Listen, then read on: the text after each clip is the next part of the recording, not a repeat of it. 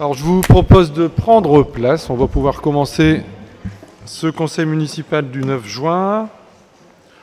Je propose de nommer comme secrétaire de séance Monsieur Moradi.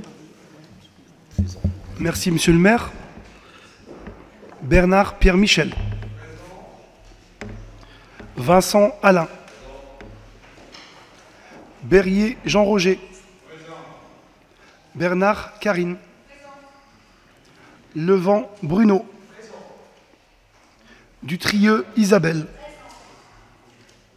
Coyer Damien. Potvin Valérie. Célidonio Onotilio. Asselin Isabelle. Alors, Isabelle Asselin.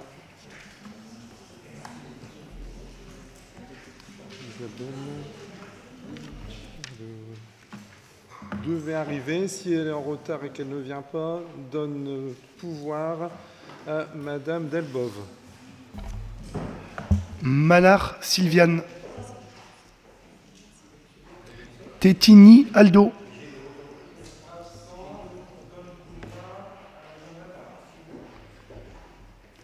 Hénin Daniel. Renoncourt Claude. Bafcop Francine. Gondy Elisabeth.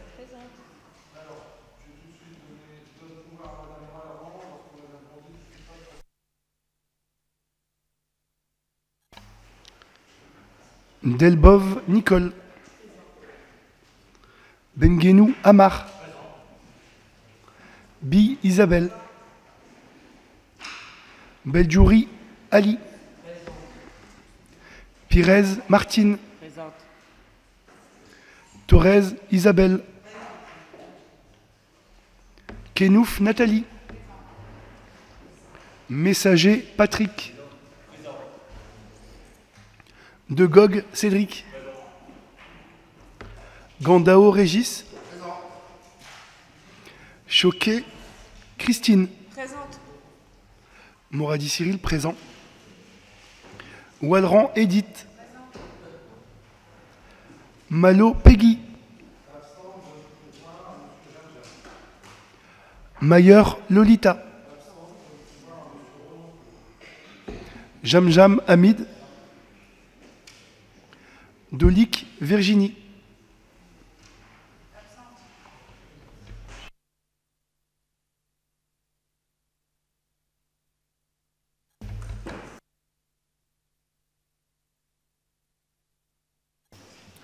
Alors, il y a quelques communications. Alors, j'ai tout de suite commencé par présenter le conseil municipal des jeunes, puisqu'il a été élu maintenant il y a quelques semaines, et on n'avait pas encore eu de les présenter lors d'un conseil municipal. Donc, je vais leur demander de passer... Ce serait mieux de passer de l'autre côté, je pense. Ouais.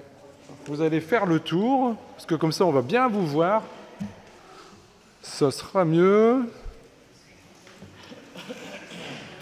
Alors, on va les laisser arriver tranquillement. De toute façon, on est parti pour quelques temps, hein, donc on n'est plus à 5 minutes. Allez-y, allez-y, rentrez, n'ayez pas peur. Voilà, venez par ici, rapprochez-vous de moi. Allez, mettez-vous là. Et puis je vais après nommer qui a été nommé maire, les adjoints et puis les autres conseillers. C'est leur moment de les mettre en valeur. Hein. Donc il y a une caméra qui est là-bas. Vous voyez le beau garçon tout barbu là-bas? Eh ben voilà, c'est lui le caméraman. Alors, a été élu donc, lors du conseil municipal des jeunes comme maire Noah Barra. Vas-y Noah, avance un petit peu, comme ça on va te repérer. Voilà notre nouveau maire du CMJ. On va l'applaudir.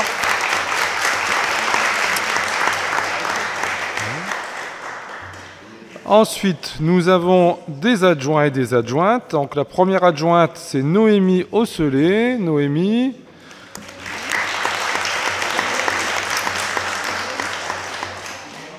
Déléguée à la communication et à la culture. Attention, ils ont chacun une délégation. Hein. Et c'est vrai que pour ce CMJ, il va y avoir des liens, il y a un petit peu des parrains, et donc ils ont des liens avec les adjoints il y a les délégations, donc ça pourra faire un peu plus de liens. Et puis moi, de temps en temps, Noah viendra me dire bonjour. Alors, on va peut-être susciter des vocations, hein. Il y a peut-être un qui va nous remplacer, il faut vous dépêcher quand même, hein. Ensuite, en deuxième adjointe, c'est Iman Karami, à la solidarité. Voilà.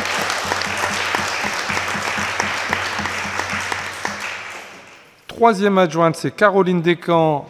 Vas-y, Caroline, elle est là ou pas? Elle est absente? Elle est à la jeunesse et à l'éducation. En quatrième adjointe, c'est Lali Choquet-Dumont, développement durable.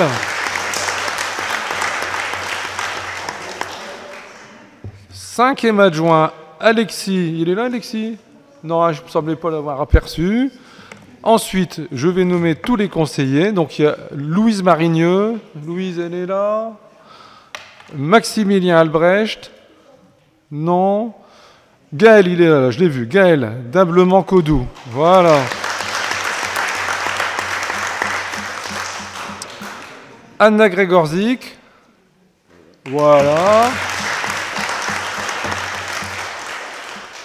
Emma est tout près de moi, je suis sûr qu'elle est là. Emma William, vas-y, voilà.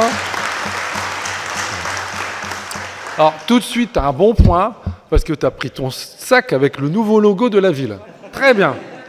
On va te remettre à la communication. Nora Karami. Vas-y, voilà. Julie Aubran.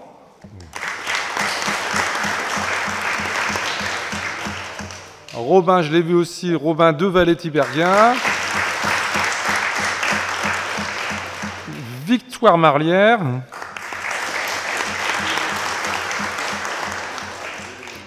En plus, ils m'ont pas simplifié la tâche, ils m'ont coupé le bas de page. Alors, il faut que j'arrive à me rappeler des noms, là. Et ensuite, c'est Eden. T'es là, Eden Petit, voilà. Voilà, alors, félicitations à eux, bravo pour votre engagement, et puis travaillez bien, et puis on se reverra de temps en temps, hein. Voilà. Alors, vous pouvez rejoindre tranquillement vos parents qui sont là. Et puis, je vous libère, hein, vous avez le droit de... Vous pouvez rester un petit peu, mais on est parti pour un moment, c'est un très gros conseil municipal. Il y a très longtemps qu'on n'a pas eu un conseil qui va durer aussi longtemps. Mais vous pouvez rester un petit peu pour voir comment ça se passe. Ça, c'est comme vous voulez. Et vous pouvez partir tranquillement quand vous le désirez. Voilà, merci beaucoup. Je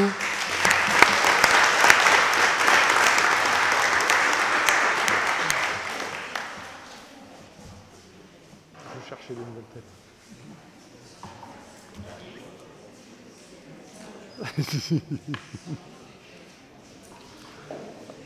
Alors, on a l'habitude de présenter des nouvelles têtes. Et donc là, je vous propose de vous présenter notre nouveau directeur financier, hein, qui est arrivé il y a très peu de temps, quelques semaines. Monsieur Johan Natif. Voilà.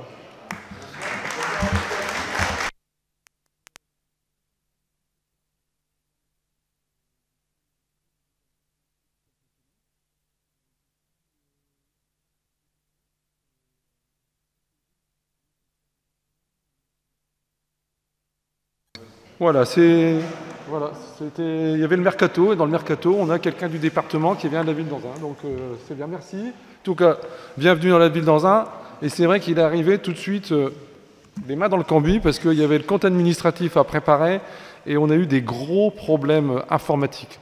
Et honnêtement, ce n'est qu'aujourd'hui, en début d'après-midi, qu'on a su qu'on pouvait présenter le compte administratif et le compte de gestion, parce qu'il y a un problème de flux à transmettre à la trésorerie de Valenciennes puis qui part à Lille, et puis depuis quelques jours, impossible d'envoyer les flux, et donc on a effectivement, il y a eu quelques sueurs froides, mais tout va bien, on pourra faire la totalité du conseil municipal.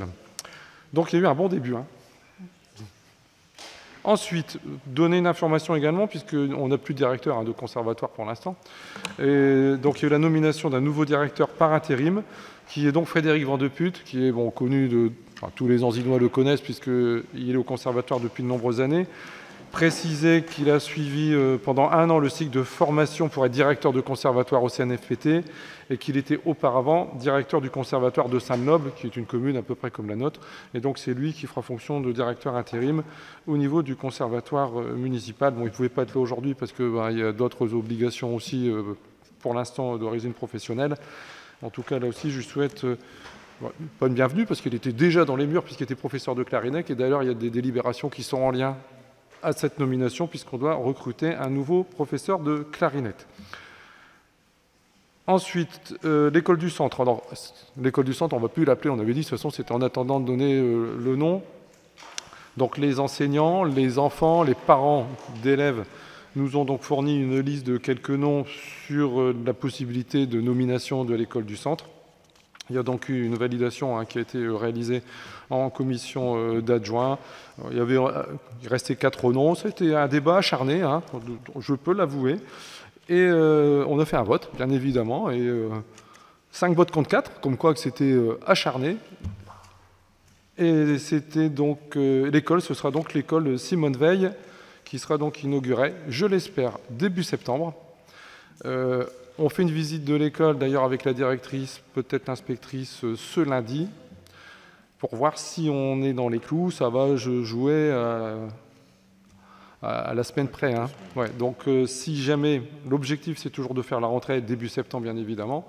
Si les conditions ne sont pas requises, si les travaux ne sont pas complètement terminés, compte tenu qu'ils ne sont pas dehors, on pourrait décaler la reprise de quelques semaines ou à la reprise des vacances de la Toussaint, par exemple. Et aujourd'hui, l'objectif reste pour le début septembre. Cinquième communication, il y a quelques communications. 5e communication, là, je pense que personne ne l'a loupé. Je voulais quand même évoquer la fameuse fresque qui est à l'entrée de ville au niveau de la Croix-d'Anzin, qui a été réalisée par l'artiste Isgraf. On a le droit d'avoir nos articles dans l'Observateur, dans La Voix du Nord, même en page régionale. Bon, c'est vrai que c'est donc une fresque XXL. Je pense que c'est une première aussi importante sur le Valenciennois. Dire que l'on a vraiment beaucoup d'échos très favorables de par nos habitants, mais pas que. Même les Valenciennois, ceux qui fréquentent régulièrement la Croix-d'Anzin, donc soit directement, moi j'ai eu des courriers pour nous féliciter sur la fresque, sur les réseaux sociaux, pour une fois, il n'y a pas eu un seul commentaire négatif. Donc je tenais à féliciter l'artiste, parce que c'est vraiment un travail artistique où effectivement il y a eu plusieurs propositions et même chose, ça avait été validé en réunion d'adjoints où on a le passé parce qu'il ne faut pas oublier le passé, donc avec le Galibo qui filme un petit peu ce qui va se passer. Derrière, on a le chevalet. Et puis de l'autre côté, c'est l'avenir et c'est un enfant qui regarde du côté de la serre numérique, du côté des rives de l'Escaut et du côté aussi environnemental, puisqu'il ne faut pas se voiler la face, il faut vraiment absolument avoir une vision environnementale importante compte tenu de ce qui se profile dans les années à venir.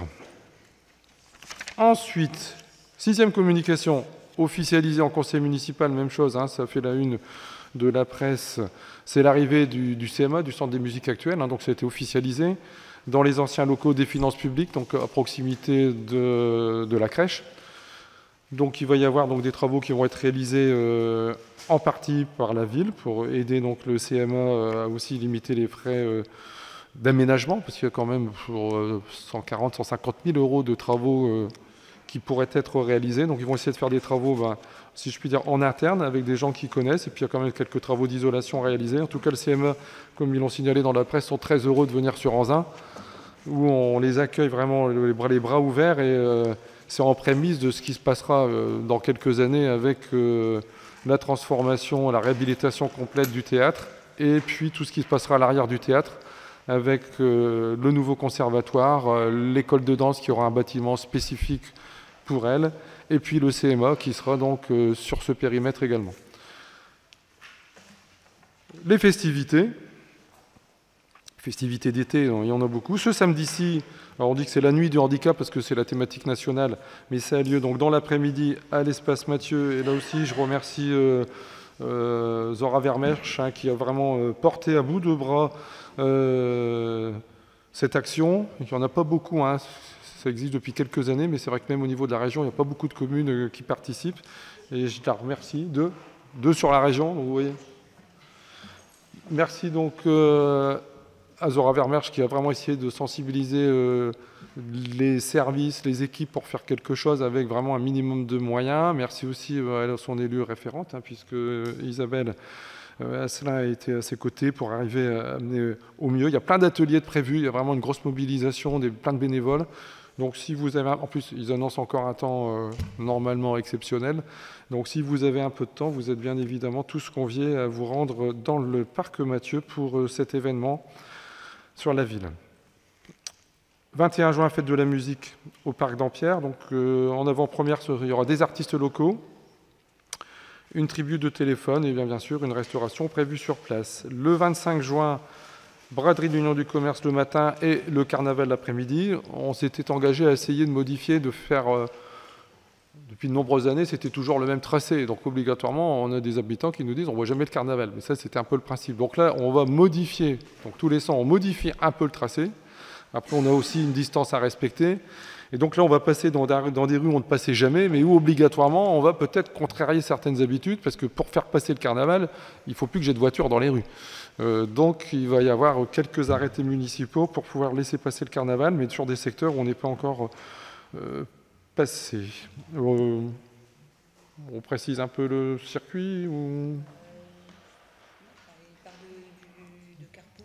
Donc départ de Carpeaux, le micro il fonctionne. Oui, bah après non mais juste pour... Oui, oui, il va passer rue Kléber, il va redescendre Kléber, rue Pasteur, il remonte la rue Jules Ferry, il redescend par la place verte aussi. Donc ouais, il repasse rue Pierre Mathieu pour revenir par la rue... rue Thiers, pour revenir par l'avenue Anatole France et le final sur la place. Oui. Mais le parcours va être diffusé très bientôt dans les boîtes aux lettres. Donc là, il y a un tracé qui passe vraiment plus du côté d'entre, on va dire, Carpeaux et puis le parc Mathieu, où c'est un secteur où habituellement on passe très peu, mais donc il y aura quelques contraintes liées à cet événement. Le samedi 8 juillet, il y aura donc pour la deuxième fois les Enzinades sur la place Roger Zalengros, avec des jeux pour enfants, une animation musicale et les fameuses moules frites, en espérant que l'on aura le temps que l'on a en ce moment. Ensuite, samedi 22, dimanche 23 juillet, nos quartiers d'été dans le parc Mathieu, toujours portés par l'UQA de la thématique les Olympiades. Paris 2024 arrive. Et il y a également une action dans le cadre des quartiers d'été le 17 juin, puisque les quartiers d'été, ça peut être du 15 juin jusqu'au 15 septembre. Donc une action de délocalisation sur Carpeaux le 17 juin portée par l'EVS. Le 2 septembre, ciné plein air au parc d'Ampierre, samedi 2. Samedi 9 septembre, forum des assos au parc d'Ampierre. Et puis il y aura donc ensuite un conseil municipal, la date n'est pas encore fixée, deuxième quinzaine de septembre, puisqu'il en faut un tous les trimestres. J'en profite pour... Moi, je crois que j'ai fini les communications, c'est déjà pas mal. Sur les décisions, y a-t-il des questions? Pas de questions. On passe. Il y a le procès-verbal de la réunion du conseil municipal. Pas d'informations non plus. Pour Victor Hugo, on avait déjà touché un mot, il me semble, mais enfin juste pour dire que les travaux du pont Victor, enfin le pont Corbeau, c'est le pont Corbeau rue Victor Hugo, les travaux doivent commencer à l'instant T. Je croyais même qu'ils devaient déjà commencer. Donc ça va commencer, c'est le département qui est porteur bien évidemment des travaux, 4 mois de travaux, mais surtout 2 mois où le pont sera complètement couplé à la circulation. Ce sera les mois de juillet et les mois d'août. Il y a donc une déviation qui est mise en place par le département et nous mettons en complément des moyens de communication avec Flyer pour sensibiliser les habitants parce qu'obligatoirement, toute la circulation va être redéviée sur l'avenue Anatole France et donc ça va obligatoirement entraîner un peu de complications. L'avantage, c'est que c'est vrai qu'à partir de là même maintenant, on voit bien déjà la circulation le matin. Les lycéens, il y en a déjà moins qui y vont. Il y a déjà moins de circulation, donc on sera un peu moins impacté que si ça avait eu lieu dans des mois plus classiques. Donc c'est pour ça qu'on avait négocié. Donc je rappelle que de toute façon, ces travaux étaient initialement programmés l'année dernière, compte tenu de la crise énergétique et des contraintes du département financièrement parlant, les travaux du pont Corbeau ont été redécalés d'1 an, et donc ça arrive cette année, puisqu'il faut absolument reconsolider l'infrastructure de ce pont qui est très vieillissant et qui pourrait commencer à poser des problèmes sécuritaires. Voilà. On va attaquer les délibérations.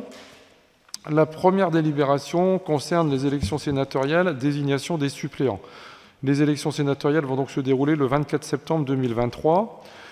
L'article L285 du Code électoral ainsi que la circulaire Norioma 2308-397J du 30 mars 2023 précisent que les 33 membres du conseil municipal sont délégués de droit.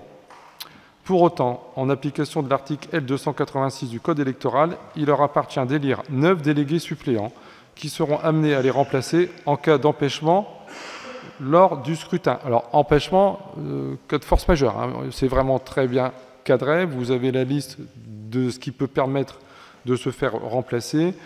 Tout élu, donc il faut le signaler, c'est envoyé au préfet. Le préfet valide si c'est une cause pour pouvoir être remplacé. S'il ne valide pas, dans ces cas-là, si vous n'y allez pas, c'est 100 € d'amende. Enfin, ça, c'est très cadré. Sur ces bases, il est donc demandé au conseil municipal de procéder sans débat au scrutin suivant le système de la représentation proportionnelle avec application de la règle de la plus forte moyenne à l'élection de 9 délégués suppléants.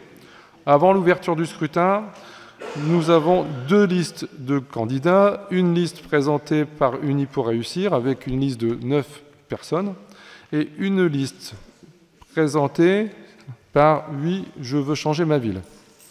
Il n'y a pas d'autre liste de proposés.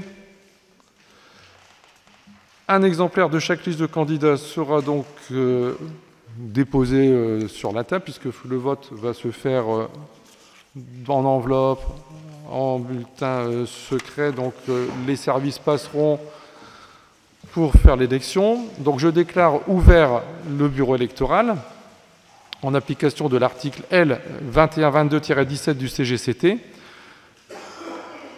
Je nomme Valérie Potvin en qualité de secrétaire qui va procéder à l'appel de tous les conseillers pour vous inviter à déposer votre bulletin dans l'urne.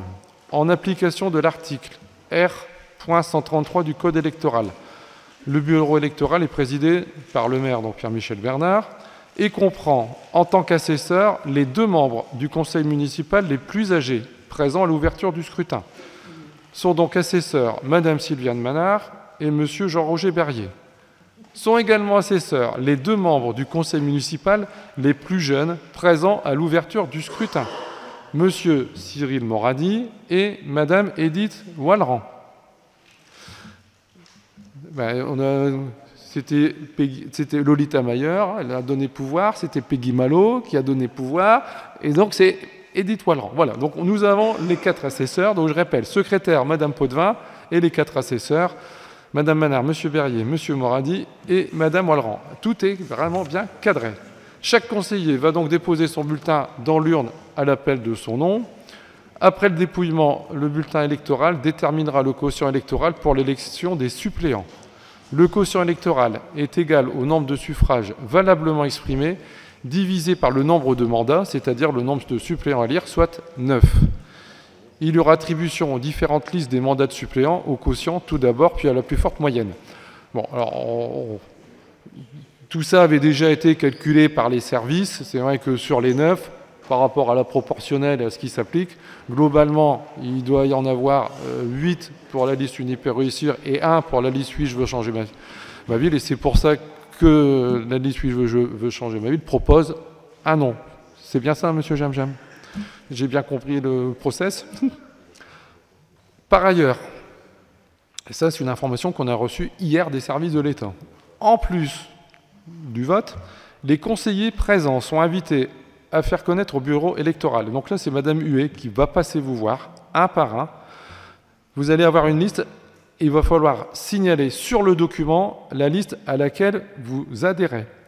Vous n'êtes pas obligé de désigner une liste. Mais si vous ne désignez pas de liste, vous ne pourrez pas vous faire remplacer en cas d'empêchement. D'accord ? Ça, c'est nouveau, mais ça vient. J'ai rappelé la secrétaire générale parce que ça me semble tellement bizarre, mais on nous a confirmé que c'était la procédure. Madame Huet vous fera donc passer. Vous aurez donc à remplir votre nom, prénom.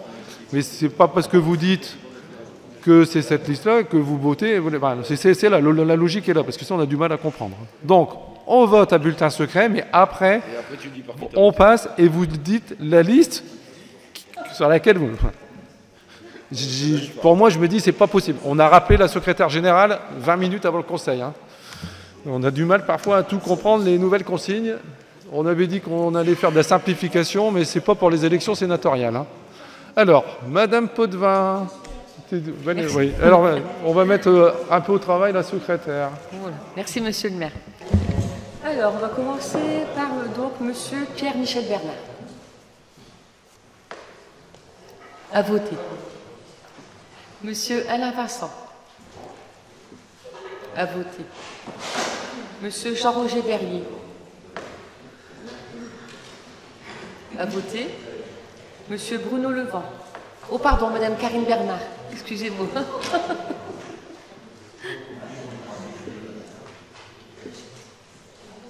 Monsieur Bruno Levent. À voter. Madame Isabelle Dutrieux.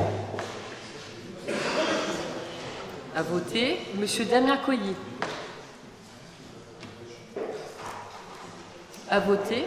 Madame Potvin Valérie.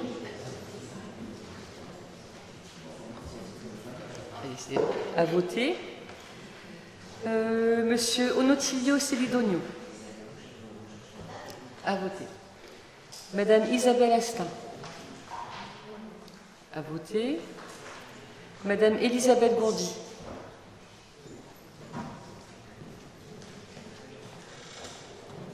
À voter. Madame Sylviane Manard.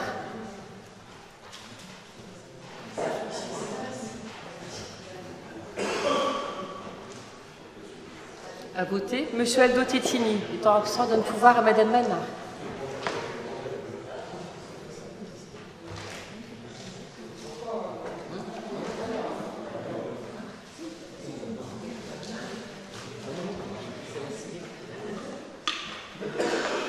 À voter. Monsieur Daniel Hénin. Monsieur Claude Renoncourt.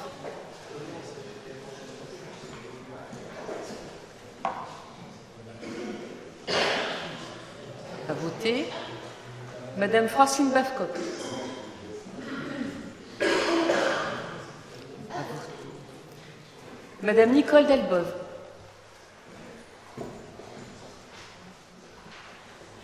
À voter. Monsieur Amar Benguenou. À voter. Madame Isabelle Bill.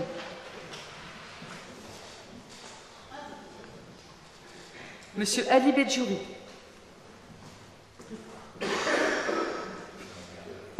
À voter. Madame Martine Pirez.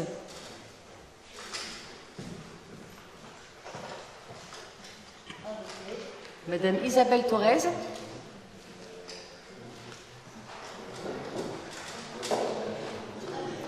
Madame Nathalie Quenouf.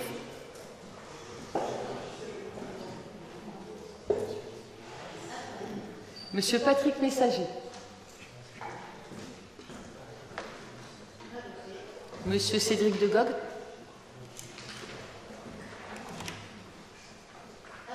Monsieur Régis Gandao.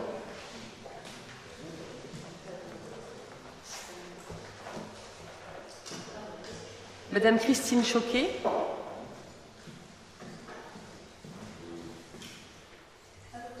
Monsieur Cyril Mouradi.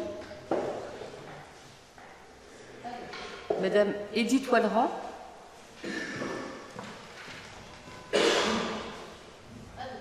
Madame Peggy Malo donne pouvoir à Monsieur Jam Jam. Madame Lolita Meyer donne pouvoir à Monsieur Claude Renoncourt.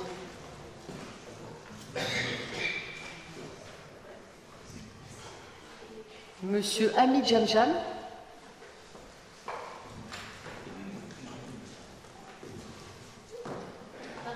Madame Virginie Dolic.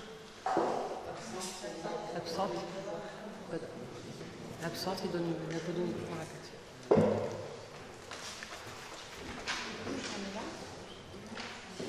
Le vote est terminé.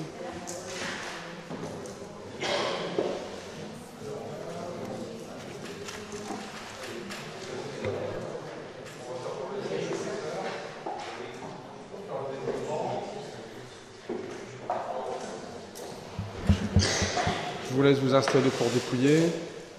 Bon, juste pour information, hein, pour les élus, les conseillers municipaux, enfin les élus qui ont 2 mandats, conseiller régional ou conseiller départemental, c'est le mandat de conseiller départemental et conseiller régional qui prime.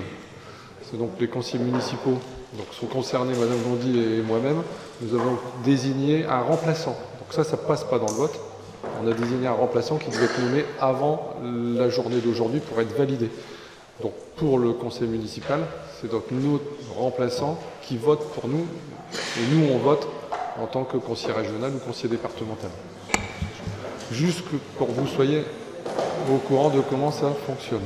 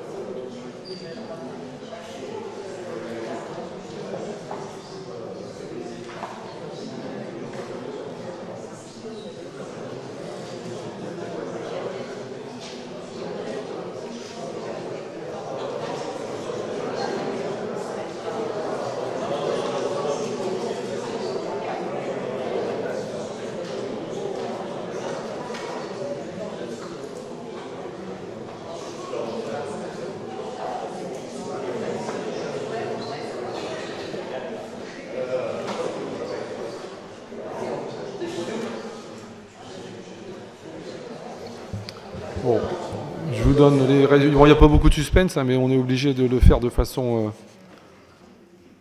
réglementaire. Donc pour la liste, voilà.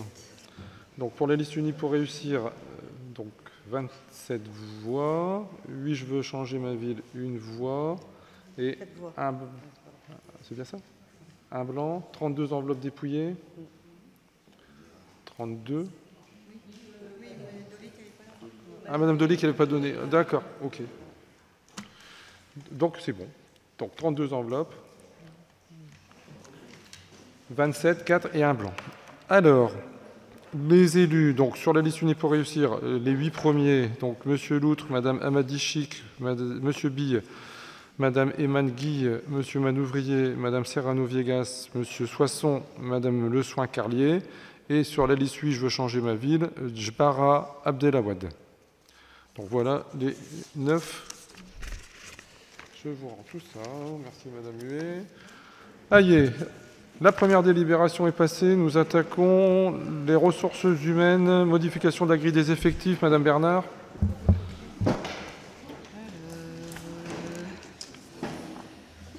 Donc, nous vous proposons la stagiairisation de 2 agents, donc un au service restauration à temps complet à partir du 1er août, un autre au service des espaces publics à compter du 1er septembre à temps complet également.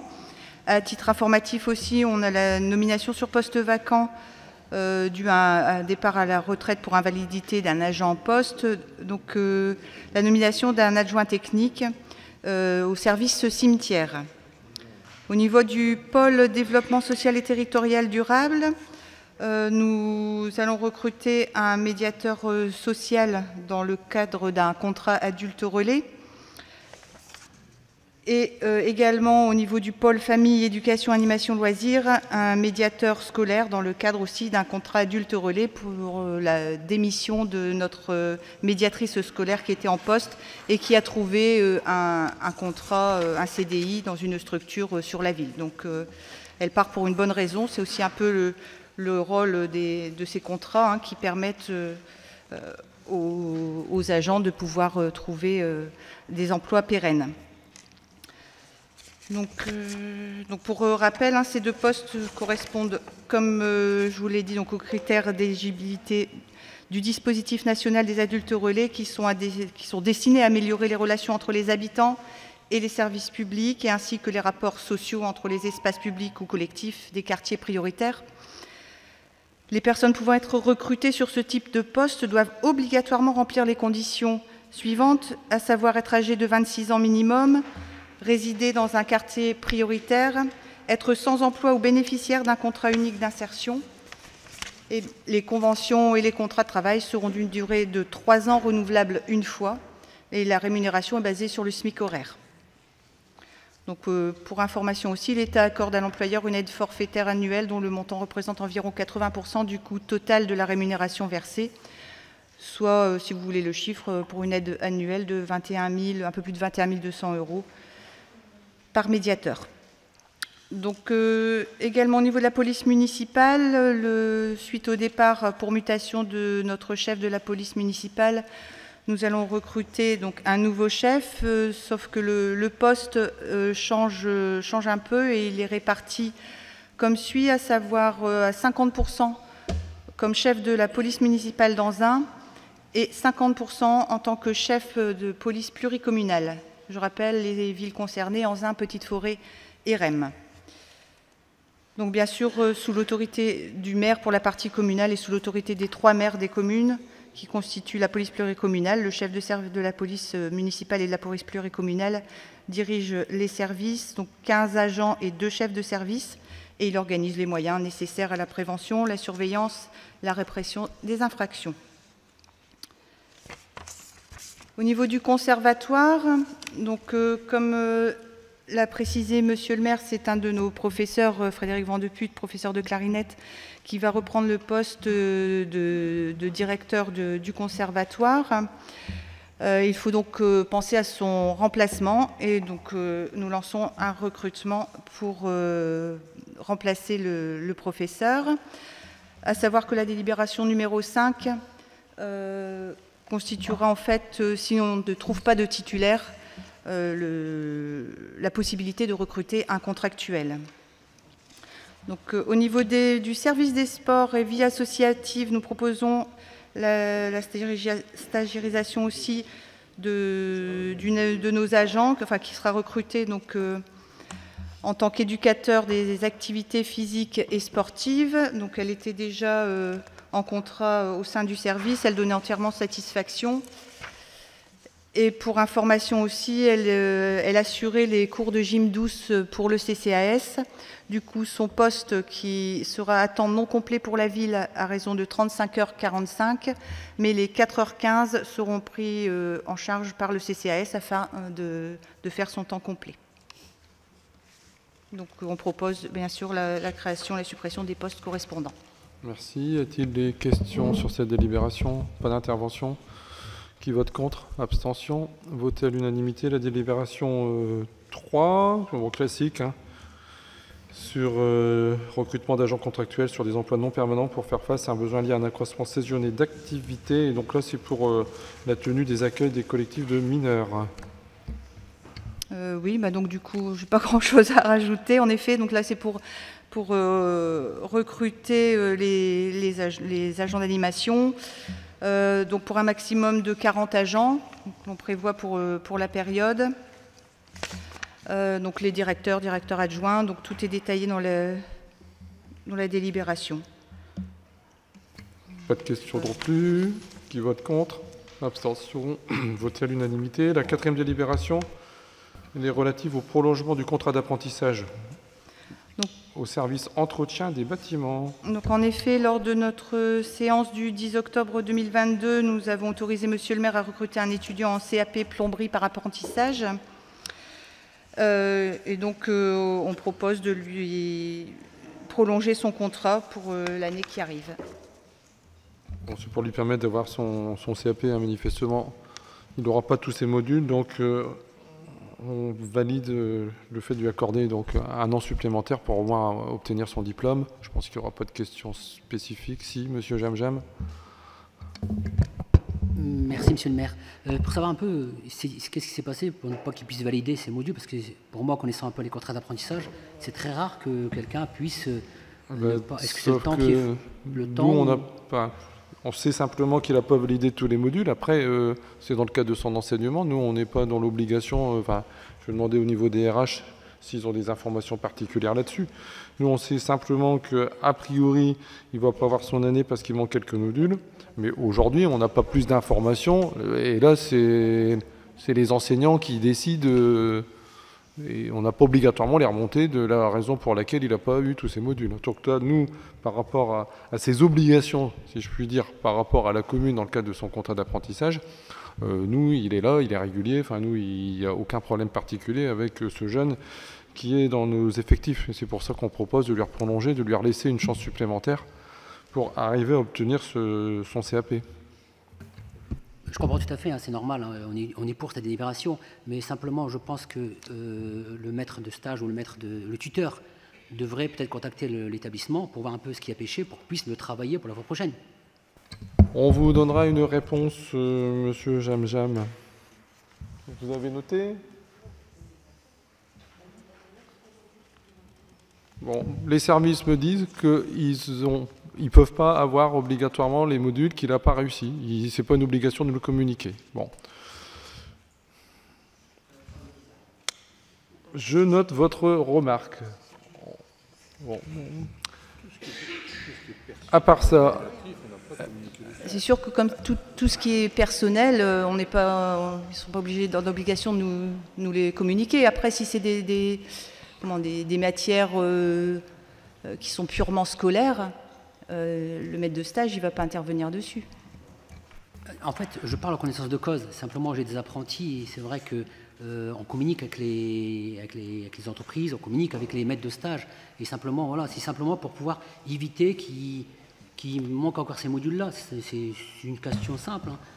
Je suis pour qu'on puisse prolonger, bien sûr. Ce jeune, il les mérite. Il n'y a aucun problème. De toute façon, même si on les avait, je ne pense pas qu'on aurait été dans la possibilité de les communiquer en conseil municipal. On passe Au vote, qui vote contre? Abstention, voté à l'unanimité. La délibération 5, ça a déjà été évoqué, c'est pour le poste de professeur de clarinette. Bon, je pense qu'on ne va pas refaire toute la délibération, on a donné les éléments tout à l'heure. Il n'y a pas de questions. Qui vote contre? Abstention, voté à l'unanimité. La 6e délibération, c'est la délibération instituant les indemnités d'heures supplémentaires d'enseignement IHSE. Madame Bernard. Oui, donc je vais vous passer quand même le détail du calcul de ces indemnités. C'est tout simplement pour toujours le directeur, enfin faisant fonction de directeur du conservatoire, afin de lui assurer un revenu tout au moins égal à ce qu'il gagnait avant. Donc voilà. Pas de questions. Qui vote contre? Abstention. Voté à l'unanimité. Participation en santé dans le cadre d'une procédure de labellisation. Toujours Madame Bernard. Oui, donc les employeurs publics territoriaux peuvent contribuer au financement des garanties d'assurance de protection sociale complémentaires auxquelles les agents qu'ils emploient souscrivent. Ces garanties ont pour objet de couvrir, donc, comme vous le savez certainement, le risque santé, donc les frais occasionnés par une maternité, une maladie, un accident, le risque prévoyance, donc incapacité de travail, invalidité, inaptitude ou de décès. Donc, pour rappel, la ville participe déjà à hauteur de 12 € par agent pour le risque prévoyance. Et là, suite à l'entrée en vigueur de l'ordonnance numéro 2021-1574 du 24 novembre 2021, cette participation deviendra obligatoire pour le risque prévoyance, donc comme on l'avait dit, et pour le risque santé à partir du 1er janvier 2026 pour un minimum de 15 € brut mensuels. Nous avons décidé, et nous vous proposons de porter cette participation à compter du 1er janvier 2024 à hauteur de 15 € pour les catégories C, 13 € pour les catégories B ou assimilées et 10 € pour les catégories A afin de participer à la baisse du pouvoir d'achat. Donc voilà. Cette participation sera versée aux agents titulaires en contrat de projet, en contrat à durée indéterminée ou en contrat à durée déterminée de 3 ans. Donc à cet effet, on va aussi proposer à nos agents une sorte de petit forum afin qu'ils puissent adhérer à la mutuelle qu'ils désirent. Bien sûr, il faut qu'elle soit labellisée. Donc ça, sur les contraintes qu'il y a de toute façon dans le texte de loi. Donc, actuellement, il y a des contrats qui ont déjà été négociés avec juste pour nos employés avec des tarifs, on va dire, un peu préférentiels. Donc là, en fonction de la labellisation, ils auront donc la possibilité soit de partir sur un contrat labellisé, soit de rester sur le contrat en fonction des avantages de l'un et des autres. Bon, simplement signaler qu'on était déjà plutôt précurseur sur la prévoyance, puisque ça fait longtemps qu'on l'avait mise en place pour aider nos employés. J'ai toujours dit, la prévoyance, on ne sait jamais ce qui peut nous arriver. J'ai vraiment toujours insisté fortement pour qu'on ait un maximum d'adhérents. Et puis là, le risque santé, même chose. J'ai désiré à ce qu'on aille progressivement dans les aides, puisque bon, le contexte est difficile pour tout le monde. Et donc, il est proposé donc, de mettre d'emblée, dès la première année, le minimum qui est imposé déjà pour les catégories C, qui sont ceux qui sont le plus frappés par les augmentations diverses et variées. Donc 10, 13, 15, et puis en fonction de nos capacités budgétaires, etc. L'année prochaine, on verra si on monte la participation et à quelle hauteur, et on arrivera donc pour 2026 à un montant qui sera bien supérieur au minimum, au moins pour les catégories C. Monsieur Jamjam. Merci, monsieur le maire. En fait, c'est dommage que ce n'est pas pris pour les contrats de moins de 3 ans, en fait. Et il faut avoir 3 ans, c'est assez dommage, parce que je pense que les contrats les plus précaires, c'est plutôt ceux qui... C'est des petits contrats d'1 an, 6 mois. Voilà, merci. On peut toujours faire mieux, on peut toujours faire moins aussi. On n'aurait pu rien faire du tout et attendre 2026. C'était une autre option également. Donc, après, je ne sais pas, sur un plan... Moi, j'ai les services qui ont travaillé, qui nous ont fait un petit peu le travail pour voir un petit peu comment proposer déjà pour catégorie A, B, C. Il y a des endroits où effectivement ils ont proposé 10 € ou rien, ou 10 € pour tout le monde. Donc là, on fait un effort supplémentaire pour ceux qui ont des petits revenus pour les aider en plus. Pour les autres contrats, effectivement, on verra. Après, il peut toujours avoir une revoyure en fonction de l'évolution. Mais là, on attend aussi, je vous ai dit, c'est les services qui regardent, qui me font aussi un chiffrage sur combien tout ça nous coûte, pour essayer d'aider le maximum, en tout cas, d'employés. Mais j'ai pris note de votre remarque. On passe au vote. Qui vote contre? Abstention. Voté à l'unanimité. La 8e délibération, on change de pôle. Renouvellement de l'aide au permis de conduire. Donc là, c'est Monsieur Célidonio.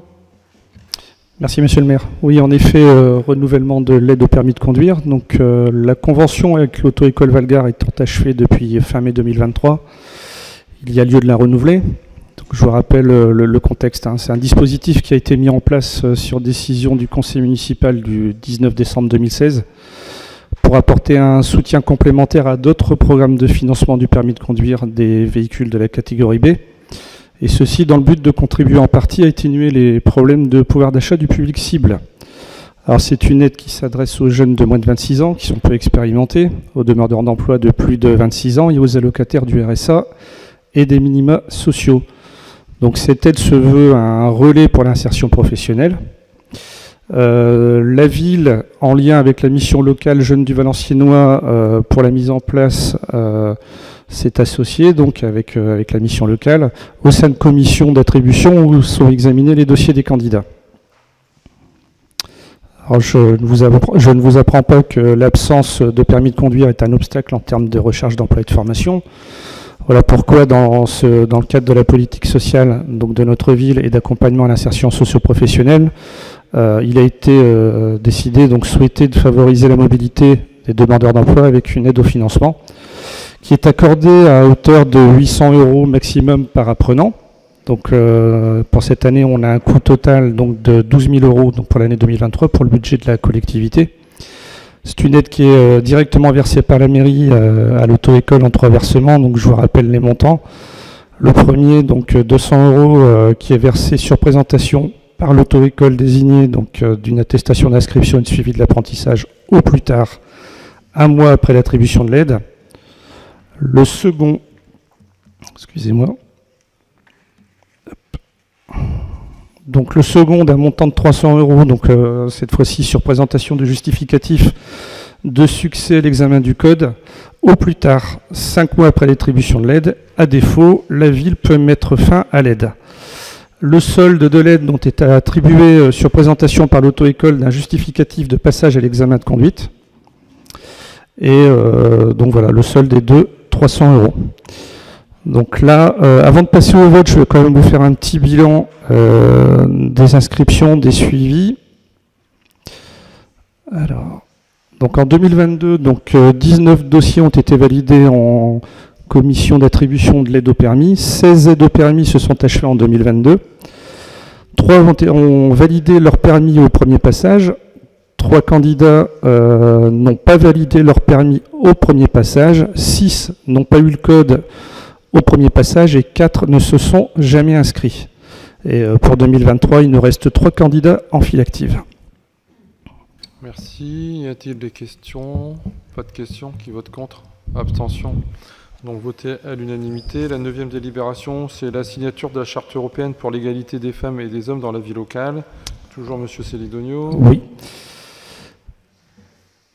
Alors, je vous rappelle donc l'égalité des femmes et des hommes, donc c'est un droit fondamental pour toutes et pour tous.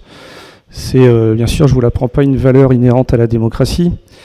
Alors pour que ce droit soit pleinement réalisé, donc il doit non seulement être légalement reconnu, mais aussi effectivement exercé dans tous les aspects de la vie, donc qu'elle soit politique, économique, sociale ou culturelle. Donc dans ce contexte, la Charte européenne pour l'égalité des femmes et des hommes dans la vie locale a été rédigée par le Conseil des communes et régions d'Europe, donc le CCRE, en 2006. C'est une charte qui s'adresse aux collectivités locales et régionales d'Europe, qui sont invités à signer un engagement public et officiel à respecter le principe d'égalité entre les femmes et les hommes. Et donc à mettre tout ce qui est possible, à mettre tout en œuvre pour que les principes qui y sont énoncés soient appliqués sur l'ensemble du territoire. À l'heure actuelle, on a plus de 1800 collectivités territoriales européennes qui l'ont signé, dont 280 françaises. Et donc en signant cette charte, la ville affirme et réitère publiquement son adhésion au principe d'égalité entre les femmes et les hommes et s'engage à le concrétiser sur son territoire.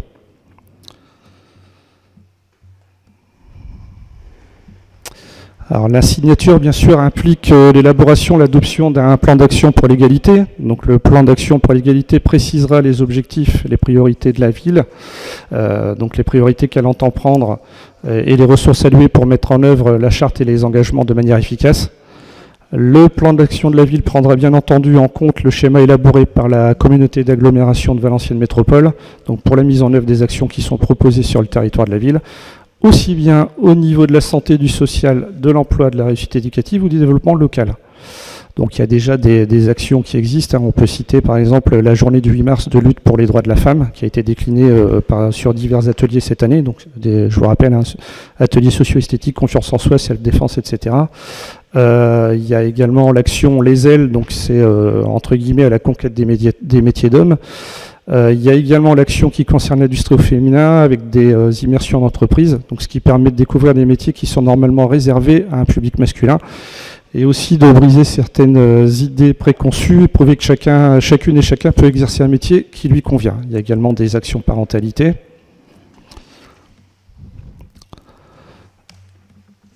Voilà, donc j'en termine. Donc l'élaboration de ce plan d'action pour l'égalité des femmes et des hommes donc, fera l'objet de concertations, d'échanges entre élus désignés et techniciens lors d'une commission égalité préconstituée.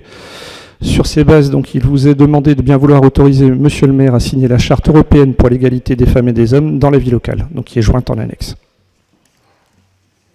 Merci. Y a-t-il des questionnements? Non. On passe au vote. Qui vote contre? Abstention? Voté à l'unanimité. La 10e délibération concerne l'opération Nos quartiers d'été, c'est la subvention à l'association UQA, même chose, c'est une délibération qui passe tous les ans. Monsieur Célidonio. Oui, donc effectivement un renouvellement, donc une délibération qui passe tous les ans. Donc cette année, donc l'édition 2023 proposera à tous les habitants de la ville de nombreuses activités gratuites, telles que des ateliers manuels, des jeux d'adresse, des initiations aux pratiques sportives. Le thème retenu, le thème proposé est les Jeux Olympiques. Donc cette année, je vous indique que les quartiers d'été commenceront le 17 juin avec une action mise en place au niveau du quartier Carpeaux avec de la clé dans les quartiers. Les familles, bien sûr, et les bénévoles, les associations sont invités à participer à cette opération, donc dès le 17 juin au quartier Carpeaux. Et du 22 au 23 juillet 2023, donc action qui est portée par un collectif d'habitants. La ville a bien entendu, donc comme le disait Monsieur le maire, confié le dossier à l'Union des quartiers anginois, donc pour que ce projet soit subventionné pour le conseil, par le Conseil régional des Hauts-de-France. Voilà, donc puis pour information, cette opération a encore rencontré un certain succès l'année dernière, puisqu'on a eu plus de 1000 participants sur les deux dates, donc sur le week-end où s'est déroulée cette action. Je détaille le plan de financement, non ? Non, tout le monde, oui, tout le monde le voit. Donc, voilà. Petite précision, M. Bedjouri ne participera pas au vote puisqu'il est vice-président de l'UQA. Voilà. Donc, ne participe pas au vote M. Bedjouri, on le note bien, pour qu'il n'y ait pas de problématique. Sinon, s'il n'y a pas de questions, qui vote contre, abstention, votez donc à l'unanimité des votants. Pour la 11e délibération, cette fois-ci, je passe la main à M. Vincent. C'est pour le règlement de fonctionnement des accueils périscolaires et de loisirs municipaux. Il y a des petites modifications. Monsieur Vincent. Merci, monsieur le maire. Donc en fait, oui, c'est tout ce qui concerne les activités de l'accueil du loisir du matin. Donc le règlement qu'on a voté l'année dernière, en fait, il y a juste une chose qui change, c'est la façon de payer la cantine, qui était avant en post-paiement. Donc les gens payaient à la fin du mois ce qu'ils avaient consommé sur le mois. Mais par rapport au Conseil du Trésor public, il nous conseillait de faire du prépaiement. Donc à partir de septembre, ça va passer en prépaiement. Donc c'est juste cette modification-là qu'il y a dans le règlement. Il y a les tarifs, vous inquiétez pas, les tarifs n'ont pas augmenté. C'est toujours les mêmes que ceux de l'année dernière. Parce qu'on met les tarifs forcément, mais on peut croire qu'on les a augmentés, mais non, ça n'a pas augmenté. Donc voilà, en fait, ça va passer du post-paiement au prépaiement. Ce qui permet, comme les centres aérés, en fait, les gens s'inscrivent, ils payent. Ben là, les cantines, les gens s'inscriront. Ils pourront s'inscrire pour 2 semaines, un mois. Ils auront le choix même pour toute l'année s'ils veulent payer tout de suite. mais au moins ça sera payé. Si jamais il y a des enfants qui peuvent pas, qui sont malades, il y aura un porte-monnaie électronique, donc l'argent n'y est pas perdu, ils l'auront sur un compte sur le portail qu'ils pourront réutiliser pour d'autres activités. Donc voilà, c'est simplement pour ça. Donc demandez d'approuver le règlement et d'autoriser monsieur le maire à le signer, ainsi que tout est dans reventu. Alors, déjà, la dernière fois, on n'aurait pas été obligé de le repasser. Bon, on préfère au moins le repasser, que vous soyez informés. Merci. Donc, c'est juste le mode de paiement qui varie, comme dans beaucoup de communes, hein. Généralement, c'est vrai que tout se fait en prépaiement maintenant. Y a-t-il des questions? Non plus. Qui vote contre? Abstention. Voté à l'unanimité. La 12e délibération, c'est Madame Asselin. C'est pour la prise de compétence par Valenciennes Métropole des usages numériques NTIC en matière d'espace numérique travail dit ENT. Tous ceux qui ont des enfants connaissent l'ENT pour les écoles communales de premier degré présentes sur le territoire de Valenciennes Métropole.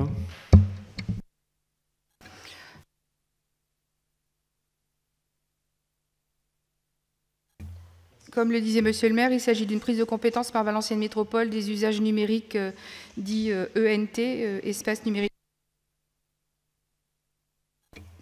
Donc, en considérant qu'aujourd'hui, chaque parent et chaque enfant utilise cet outil spécifique appelé ENT, qui est un espace dédié, sécurisé et simple pour accéder à...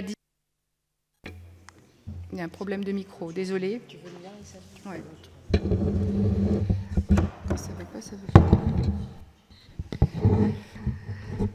Excusez-moi, je reprends. Donc, considérant qu'aujourd'hui, chaque parent utilise cet outil spécifique appelé ENT, dédié, sécurisé et simple pour accéder à distance à son environnement scolaire, notamment les informations éducatives et de suivi, les résultats scolaires, les outils et ressources numériques, les messageries avec les enseignants. Cet outil permet de garder un lien entre la famille, les équipes pédagogiques et a été mis en œuvre par l'Éducation nationale en lien avec les collectivités territoriales. Considérant également que ce même outil permet de faciliter les passerelles élémentaires au collège puis au lycée avec le même outil qui s'est ailleurs fortement développé pendant la période de Covid, donc un usage plus intensif étant donné les confinements répétitifs. Cela est devenu donc un outil indispensable à la bonne scolarité des enfants sur le territoire.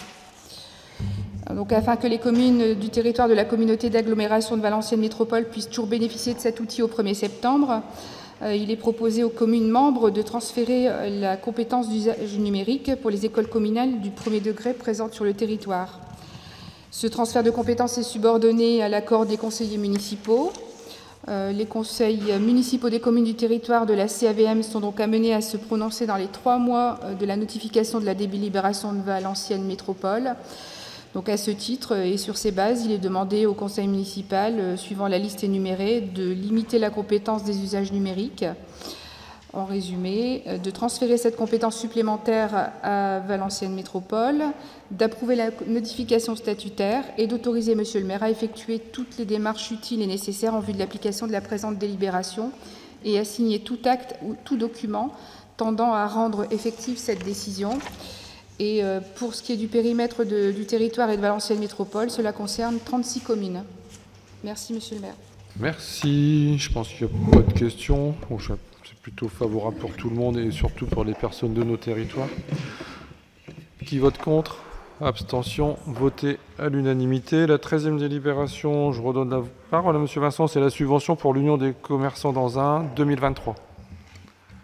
Merci Monsieur le maire. Donc oui, effectivement, les subventions, les votes en mars, il y en a qui ont quelques petits retards à l'allumage et qui déposent leur dossier un peu tardivement, donc dans l'Union des commerces. Mais malgré tout, on ne va pas non plus les léser. Donc en fait, cette subvention arrive un peu tard, mais on l'avait provisionnée dans le cadre des subventions aux assos. Mais bon, voilà, ils l'ont fait un peu plus tard. C'est la première fois qu'ils le font.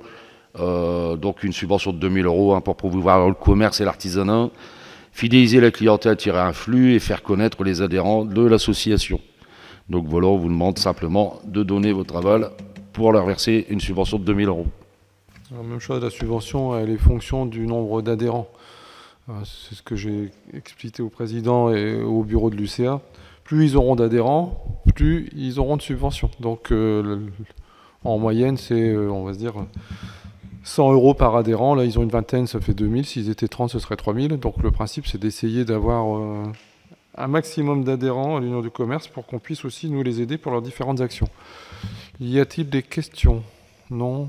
Qui vote contre? Abstention. Voté à l'unanimité.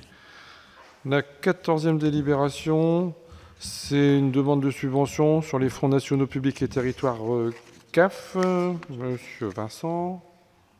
Merci, monsieur le maire. Donc effectivement, comme vous avez pu le voir dans un conseil municipal auparavant, on avait eu une subvention de la CAF pour la rénovation de l'école Gambetta, donc transformée en LAP. Ce qui, à l'époque, la CAF nous avait demandé de, c'est tout, faites le dossier tout de suite, voilà, on peut vous financer. Donc dans le cadre du financement, pour à peu près 300 et quelques mille € de travaux, ils nous finançaient 120 000 €.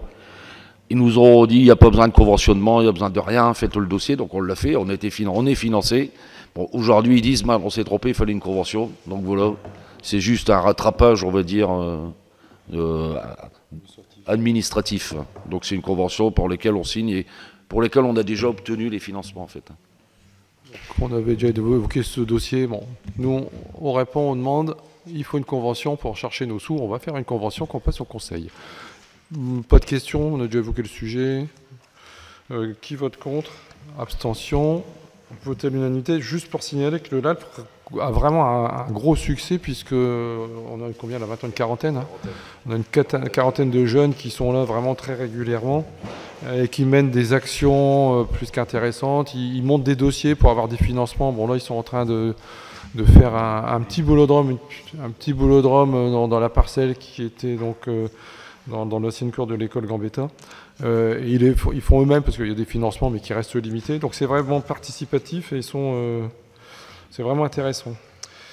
Donc on va essayer d'améliorer encore le lieu d'accueil et puis d'agrandir un petit peu parce que là ça commence à être un peu à l'étroit vu le nombre qu'ils sont.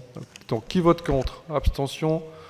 Voté à l'unanimité. On change de Paul Habitat. On revient sur un dossier qu'on a déjà évoqué aussi. Il va aller vite celui-là. C'est la poursuite de la procédure d'état d'abandon manifeste pour l'immeuble 602 bis, avenue Anatole France. Monsieur Berrier.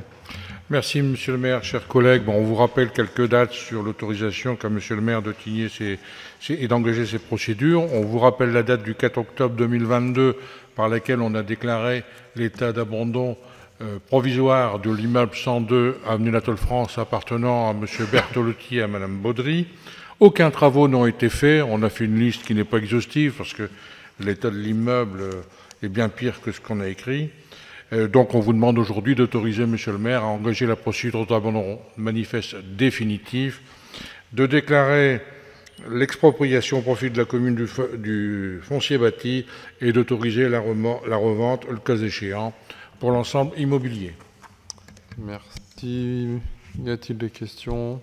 Suite de procédure classique. Vote contre, abstention, voté à l'unanimité. La 16e délibération qui, mine de rien, est importante. C'est une adhésion au service commun mutualisé d'instruction de l'application du droit des sols qu'on appelle ADS, mis en place par la communauté d'agglo de Valenciennes Métropole. Monsieur Berrier. Merci, monsieur le maire. Donc, je vous rappelle que les autorisations du sol, quelle que soit la solution de l'instruction, restent à la signature du maire de la commune. Donc, c'est toujours monsieur le maire qui signera les autorisations du sol. Mais donc, quand l'État a décidé de ne plus instruire les dossiers, il a confié aux communes l'instruction de ces dossiers. Nous avions un service instructeur jusqu'il y a quelques mois. La personne qui était en charge de ce dossier nous a quittés pour d'autres lieux, dans le cas d'une mutation. Nous avons fait appel à un service extérieur qui s'appelle ADS, UrbaDS, pardon, voilà. Et monsieur le maire a souhaité renégocier avec Valenciennes Métropole l'adhésion des villes qui avaient déjà des services instructeurs. Donc 2 villes vont être prises, Anzin et Condé. D'autres villes restent encore à s'inscrire là-dessus. On reste à peu près sur les mêmes tarifs que celui qu'on avait sur UrbaDS, à savoir 25 000 € par an pour le nombre de dossiers qu'on a en instruction. Ensuite, vous avez une longue littérature du contrat qui est passé avec Valenciennes Métropole et cette délibération pourra avoir un début d'exécution à partir du mois de juillet, sous réserve que Valenciennes Métropole puisse recruter un nouveau instructeur. Voilà, monsieur le maire. Merci. Y a-t-il des questions? Pas de questions. On passe au vote. Qui vote contre? Abstention. Voté à l'unanimité. La 17e délibération, c'est une prise en charge par Valenciennes Métropole des études énergétiques pour les sites de la commune d'Anzin. Toujours Monsieur Berrier.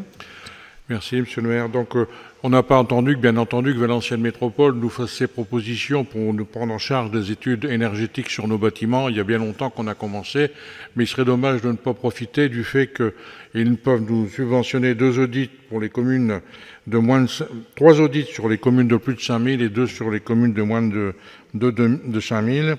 Donc, pour ce faire, cette année, on va inscrire l'école du Mont-d'Anzin, puisqu'on n'a pas encore fait le diagnostic, qui en a peut-être bien besoin dans le cadre de ces demandes de subvention. Voilà. Juste préciser que bon, les études sont prises en charge, mais on doit s'engager à ce que les travaux soient réalisés dans un certain délai. Si c'est le principe de faire une étude et qu'il ne se passe rien, on serait dans l'obligation de rembourser le prix de l'étude. Donc c'est pour ça qu'on y va progressivement dans le cadre d'une future réhabilitation de l'école maternelle du Mont-d'Anzin. Y a-t-il des questions? Pas de questions. Qui vote contre? Abstention. Voté à l'unanimité. La 18e. On change d'interlocuteur, mais alors là, il est parti pour un moment. Hein. Damien, t'es en forme? Allez, bois un petit coup, parce que là, il y a une perte de délibération. Groupement de commandes relatif... Bon, je pense que 18-19, on va les grouper. Ouais, on gagnera un petit peu de temps. Groupement de commandes relatif à l'acquisition de matériel et logiciels de vidéosurveillance. Et ensuite, même groupement de commandes pour des prestations d'installation, de travaux et de maintenance des systèmes de vidéosurveillance. On fait 18-19 et on votera les deux en même temps, si vous êtes d'accord. Pour ces 2 délibérations, un vote unique. Bon. Je rappelle que donc, dans le cadre d'une décision de Valenciennes Métropole en décembre 2015, il y a un schéma de mutualisation qui avait été voté, au niveau notamment en priorité des moyens informatiques. Donc ces conventions de groupement correspondent tout à fait à cette thématique. C'est pour donc la ville pouvoir intégrer ces marchés et avoir des caméras de vidéosurveillance et après l'installation et la maintenance qui va de pair. Voilà. Donc je propose un vote pour ces 2 délibérations et d'autoriser Monsieur le maire à adhérer à cette convention de groupement. Je précise que donc les conventions ne sont pas limitées dans le temps, elles sont récurrentes de par les besoins, mais tout adhérent peut toujours se retirer à chaque fois que le marché est terminé la concernant, sans pénalité. Merci pour ce résumé, bien résumé, mais qui est suffisant pour comprendre l'intérêt d'un groupement de commandes à une échelle aussi importante. Sur les prix, on va déjà plus avoir les mêmes prix que quand on y va tout seul, et on ose espérer qu'au niveau de la maintenance, ce sera mieux aussi que quand on est tout seul, parce que sincèrement, c'est parfois un peu compliqué. Qu'y a-t-il des questions? Qui vote contre? Abstention. Voté à l'unanimité. La 20e, même chose, ça va aller vite parce que c'est un renouvellement de convention du service commun de l'Observatoire fiscal intercommunal entre Valenciennes Métropole et la ville d'Anzin. Toujours Monsieur Coyer. Oui, donc c'était temporaire et donc là c'est pour la renouveler. Hein. Il y avait eu un test qui a été fait qui se termine au 31 décembre 2023. Le but de cet observatoire, donc, c'est l'optimisation des ressources pour répondre aux exigences d'efficience de l'action publique de chaque commune qui adhère à cet observatoire. Et donc il est demandé de bien vouloir accepter de Monsieur le maire de renouveler cette adhésion. Y a-t-il des questions? Qui vote contre? Abstention. Voté à l'unanimité. La 21e, c'est une assistance de valorisation des certificats d'économie d'énergie. Monsieur Coyer. Donc ça marche déjà pour les particuliers. Peut-être que vous en avez fait appel à votre niveau quand vous faites des travaux énergétiques, c'est-à-dire qu'il y a des entreprises qui vous achètent le bilan énergétique que vous avez eu suite aux travaux que vous avez réalisés. Donc c'est le même principe appliqué à la ville d'Anzin, vu qu'on va engager des investissements importants pour économie d'énergie. On va se faire doter donc de certifications et tout ce qui va avec pour que des entreprises puissent nous donner des subventions et elles se dégager un peu de leur caractère polluante. Voilà, en résumé. Et donc c'est d'autoriser, Monsieur le maire, toujours pareil, à signer tout ce qui va en rapport avec ces autorisations de certificats. Merci. Des questions? Qui vote contre? Abstention.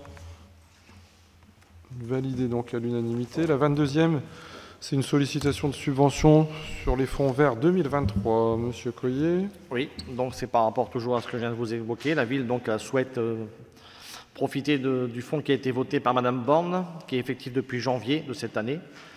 Donc c'est pour accélérer la transition écologique. Donc à ce titre, la ville souhaite présenter un projet, donc à savoir la rénovation des installations, l'amélioration de l'éclairage public.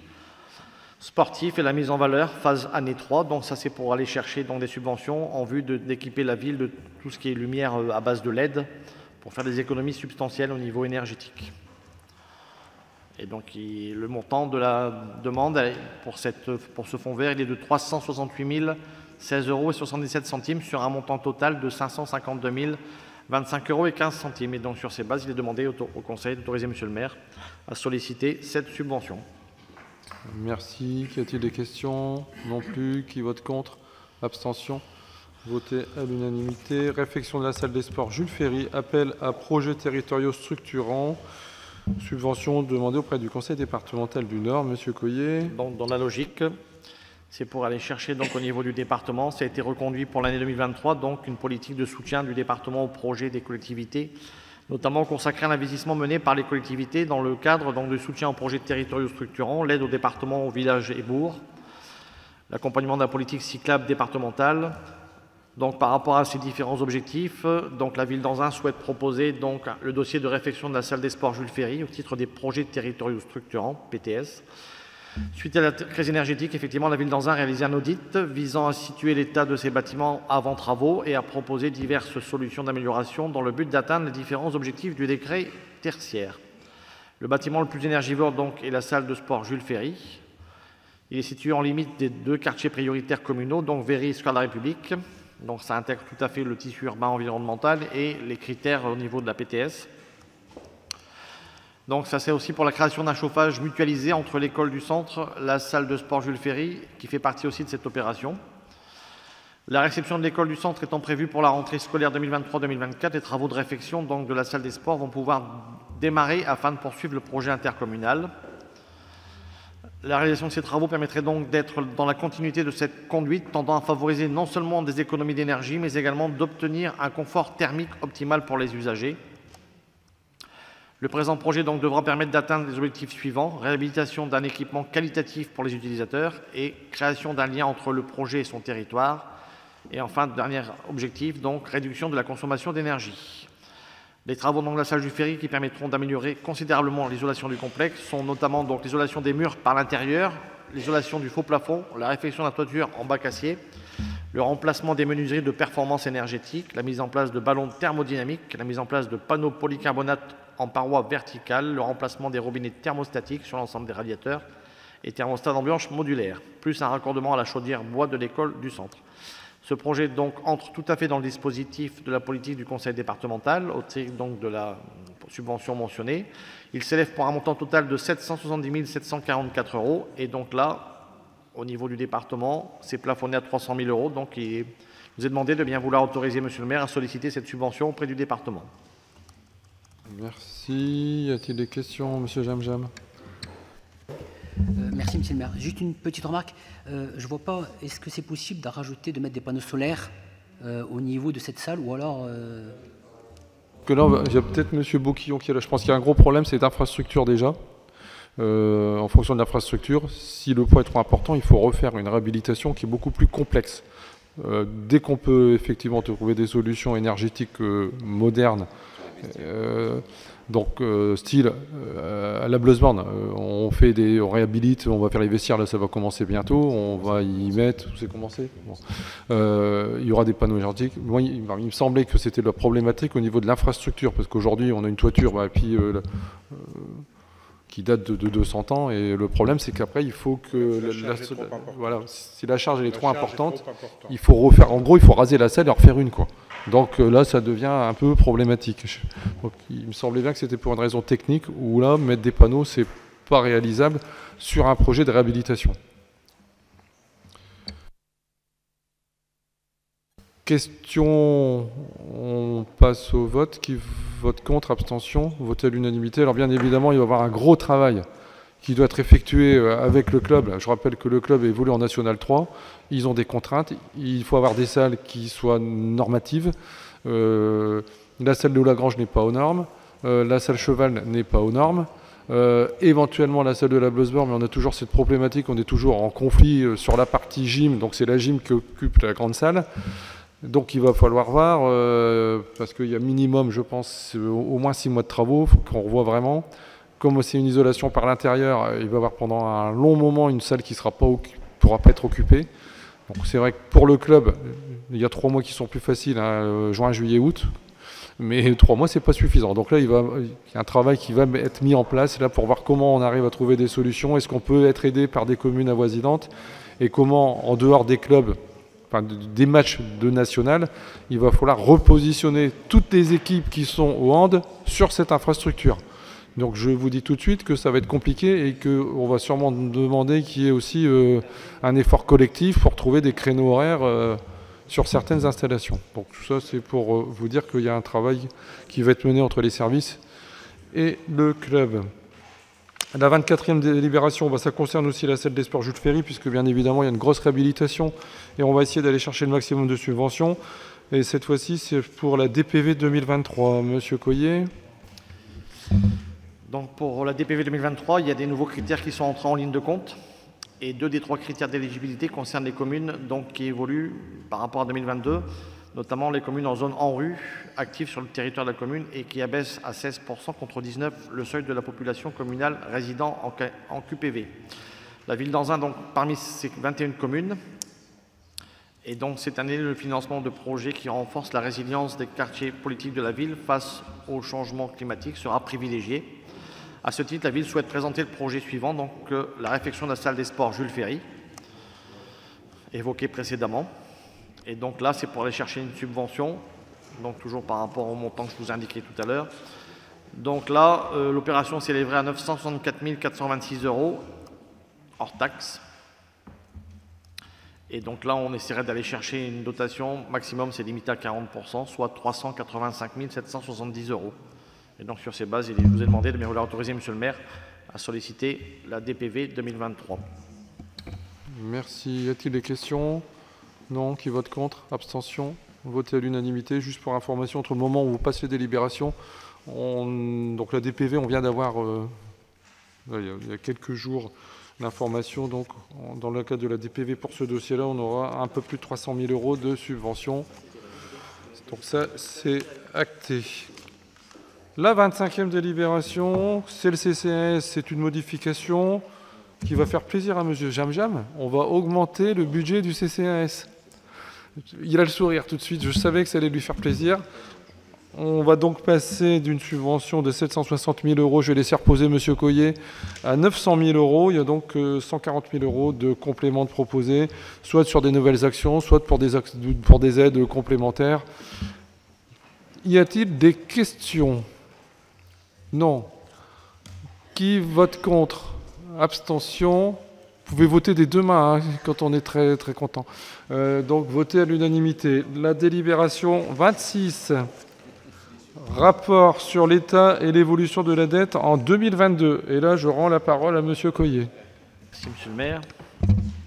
Donc, la loi depuis 2010 oblige à communiquer sur l'état de la dette les communes. Donc ce rapport qui vous est présenté est en 3 parties.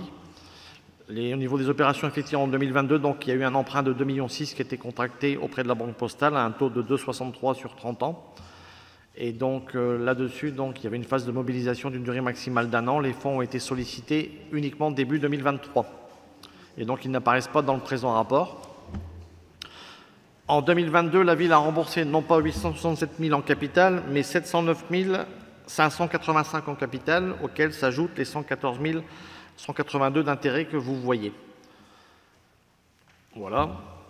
Et donc au niveau de la dette, au 31 décembre 2022, l'encours de la dette présente les caractéristiques suivantes. Donc c'est principalement du taux fixe hein, pour plus de 70%, c'est ce que vous voyez en vert. Le taux variable, il est très faible, donc 13%, et le taux sur le livret A, 16%. L'ensemble de ces crédits, on a un taux moyen de 1,80. Donc c'est excellent. Ils sont tous en catégorie 1-1, c'est-à-dire la plus sécurisée. On verra après par rapport au tableau. Voilà, typologie, vous l'avez après en 2e page. Donc l'indice c'est zone euro 1 et le taux fixe simple ou taux variable, donc c'est 1 à 1. Donc la dette est 100% sécurisée par rapport au taux. Le coût moyen donc au 31 décembre, mais le taux moyen est de 1,80 contre 1,47 en 2021. Il est toutefois bien inférieur aux communes de même strate qui, lui, s'établissait en 2022 à 2,39. La durée résiduelle de la dette, c'est un peu moins de 12 années.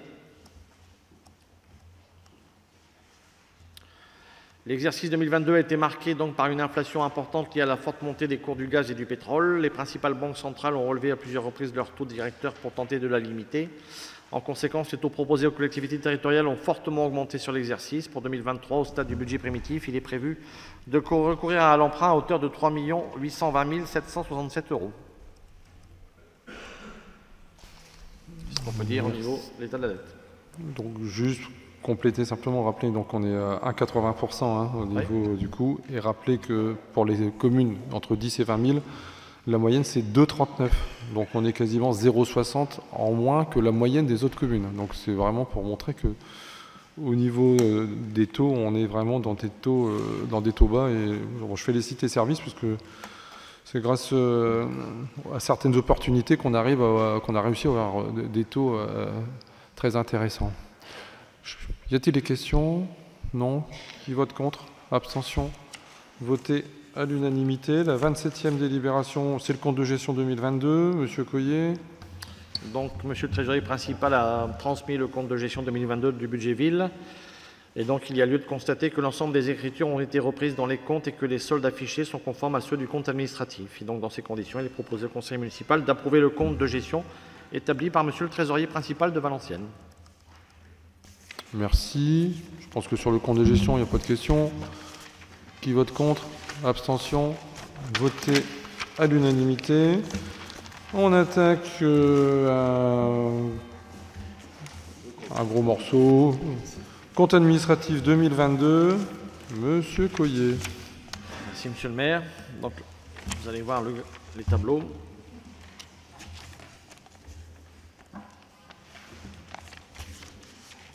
Donc, le compte administratif présente les résultats suivants. Donc, en dépenses, en prenant les réalisés 2022, le report d'exercice 2021 et les restes à réaliser à reporter en 2023, on arrive à un montant total cumulé de 17 759 000 en fonctionnement et 13 252 000 en investissement. En dépenses. En recettes, donc tout cumulé, on est en section de fonctionnement donc à 21 390 844 € et en section d'investissement, toujours en recettes, à 11 622 978, ce qui nous fait en recettes au total 33 13 822. Donc nous avons un solde positif de 2 2094 € et 21 centimes exactement. Et donc, après intégration des résultats reportés, nous avons donc un excédent de la section de fonctionnement de 3 631 437 et un déficit de la section d'investissement de 3 866 839. Compte tenu des restes à réaliser et des recettes d'investissement, le besoin de financement de la section d'investissement s'établit à 1 629 343 €. Et donc, on va voir un petit peu dans le détail, si vous le voulez bien, par rapport au compte administratif 2021. Donc, aux dépenses de fonctionnement, on a une progression de 8,8%. Elles s'établissent en 2022 à 17 301 000. En recettes de fonctionnement, donc, nous avons 20 335 000. Elles ont progressé de 1,2%. Au niveau investissement, au niveau des dépenses, nous sommes à 7 939 000. Elles ont progressé de 33%. Et les recettes, nous sommes à 7 032 000 €. Elles ont progressé de 147%. On va voir l'évolution des dépenses réelles de fonctionnement. C'est la slide d'après, je crois. C'est la slide après.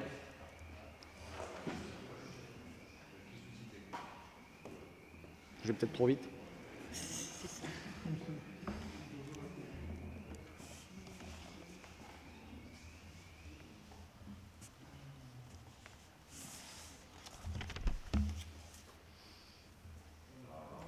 Ça, c'est fait. Celle d'après. Alors, je répète. Donc, pour comparaison par rapport à 2021, les dépenses de fonctionnement s'établissent à 17 301 000, en progression de 8,8%. Les recettes de fonctionnement, 20 335 000. Les dépenses d'investissement, 7 939 000. Et les recettes d'investissement, 7 032 000. Voilà, maintenant voyons l'évolution des dépenses réelles de fonctionnement. Voilà. Donc, sur votre gauche, vous avez le compte administratif 2021 qui s'établissait à 15 897 000. À l'opposé, sur votre droite, vous avez le compte administratif 2022 en gris qui s'établit à 17 301 000. Dans cela, donc, vous prenez les charges exceptionnelles qui ont baissé de 3 300 €. Vous allez de droite à gauche, en fait. Les charges financières qui ont baissé de près de 60 000 €, 59 200 € exactement. Les autres charges de gestion courante, elles ont baissé de 167 500 €. Il n'y a pas eu d'atténuation de charges. Le personnel est assimilé, elles ont progressé de 487 900 €. Et les charges à caractère général ont progressé de 1 145 000 €. Alors, par rapport à ces charges à caractère général, donc le chapitre 11, la page suivante. Voilà. Il y a d'abord eu donc une consommation supplémentaire en énergie de 320 000 €. On saurait pourquoi, on sait bien. L'alimentation, 90 000. Des prestations de services pour 100 000 € avec la reprise des classes de neige sur 2022. Le transport collectif qui a repris également avec plus de 100 000, dont 20 000 liés donc aux classes de neige pour les bus. Le remboursement à la CAVM, donc 115 000 €, parce qu'on les a trop sollicités par rapport à ce qu'on devait. Et donc, il y a eu un rajout qu'on a dû payer par rapport à la centralisation des moyens informatiques qu'on a sollicités auprès de Valenciennes Métropole. Toujours les charges à caractère général, deuxième partie. Donc là, nous avons l'entretien et réparation des bâtiments publics, plus 100 000 €. Ça se décompose de la manière suivante. L'effet tempête, qui a eu lieu normalement en février 2022 pour plus de 25 000 €. Des travaux d'aménagement du local à vélo pour 8 000 €. La mise aux normes de la cuisine centrale pour 16 000 €. Des prestations privées faites par le privé pour de l'électricité, suite à un arrêt d'un agent, pour 15 000 € et diverses réparations pour 15 000 €. Au niveau de la voirie, donc, il y a eu un budget de 80 000 qui a été dépensé,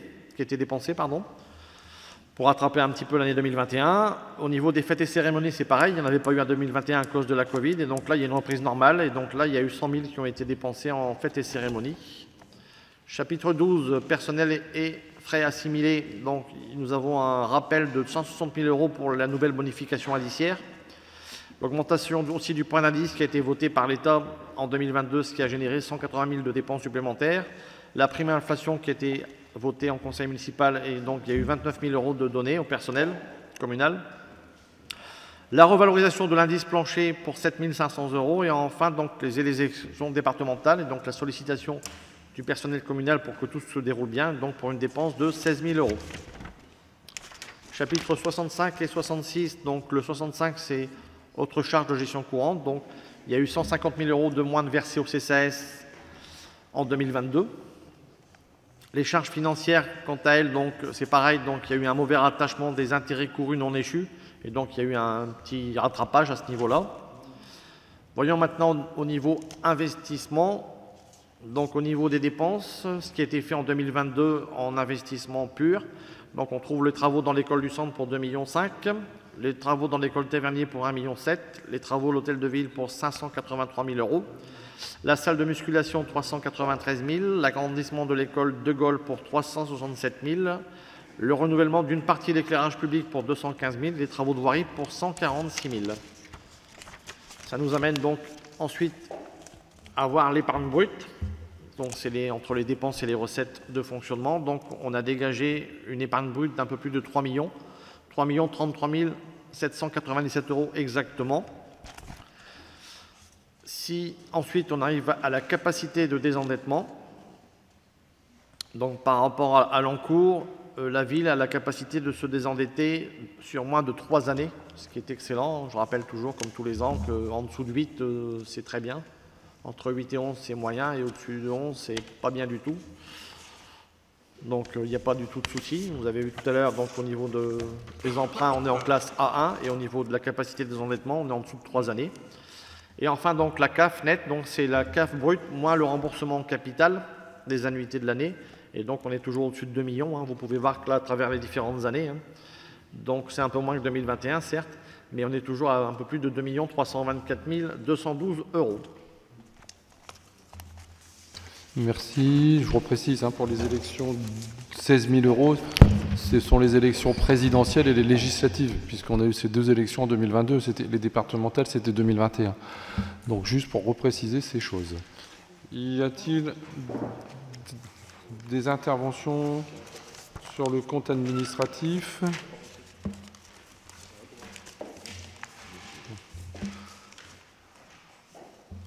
Monsieur Jamjam, je vois que Madame Huet est en train de vous perturber. Y a-t-il une intervention sur le compte administratif? Parce que je ne voudrais pas vous priver de la parole. Juste dire que c'est bien. Excusez-moi, je suis assez surpris en fait qu'on doit désigner la liste sur laquelle on doit voter en fait. C'est ça qui... Ah oui, non mais je vous l'ai dit tout à l'heure. Oui, j'ai rappelé la secrétaire générale pour dire que je ne comprenais pas le process et dans ce cas-là, pourquoi on faisait un vote à bulletin secret. Je suis tout à fait d'accord, mais a priori, c'est comme ça. Bon. Sur le compte administratif, y a-t-il quelque chose de particulier? En fait, je vous dis clairement, au niveau du budget pour les 2023, on n'a pas eu le temps, vu les conditions, d'habitude on a 2 week-ends pour pouvoir avoir les documents ensemble et pouvoir les étudier. Là, sincèrement, on n'a pas eu du tout le temps de les étudier. Donc, sincèrement, voilà. Pour la suite, on va s'abstenir parce que comme on n'a pas étudié les dossiers, on n'a pas étudié le dossier financier, on n'a pas étudié le budget, on préfère s'abstenir en fait là-dessus. Donc vous vous abstenez parce que vous n'avez pas lu le budget, c'est ça? Oui.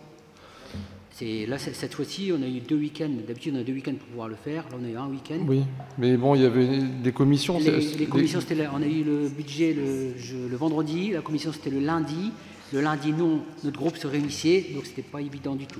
Voilà. Ouais, mais les commissions, elles sont là pour justement expliquer les problématiques, et les services vous ont déjà dit que s'il y a quelque chose de particulier, vous pouvez les contacter. Parce que quand je vois que vous nous dites que vous me proposez de faire des réunions de travail et que je les refuse, mais déjà les réunions qui existent, vous venez pas. On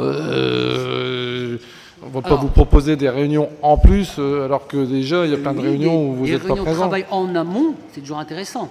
En amont, effectivement. Oui, là c'est des réunions qui sont en amont pour expliquer justement le budget, et il n'y a personne. Les commissions, c'est pour acter. Non, parce que c'est un moyen de discussion également et de donner des explications. C'est pour acter. Bon, donc là c'est vrai que là, pour préparer ce conseil municipal qui est quand même important, c'est le compte administratif. Il n'y a quasiment personne en commission, et en réunion des présidents de groupe, il n'y a personne non plus. Ça commence à être un peu compliqué, quoi.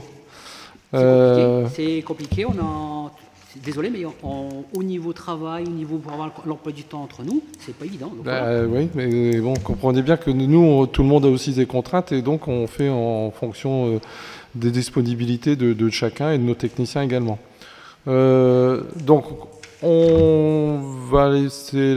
juste pour dire quand même qu'au niveau autofinancement, on est quand même au-dessus de 2 millions d'euros, et compte tenu du contexte budgétaire, je pense que c'est quand même plus qu'un bon résultat. Au niveau des énergies, on a une augmentation qui reste relativement limitée. Et par moment, il y a aussi des choses où il y a des problèmes de compréhension, je pense. Monsieur Jamjam.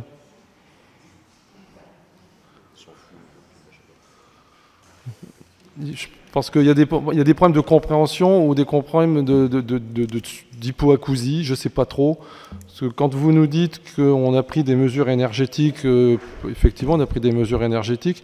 Moi j'ai le courrier qui a été envoyé aux associations le 2 novembre sur la crise énergétique et le fait qu'on allait effectivement devoir faire des efforts à compter du lundi 7 novembre, donc fermeture de tous les équipements à 22 h, chauffage bloqué, tac.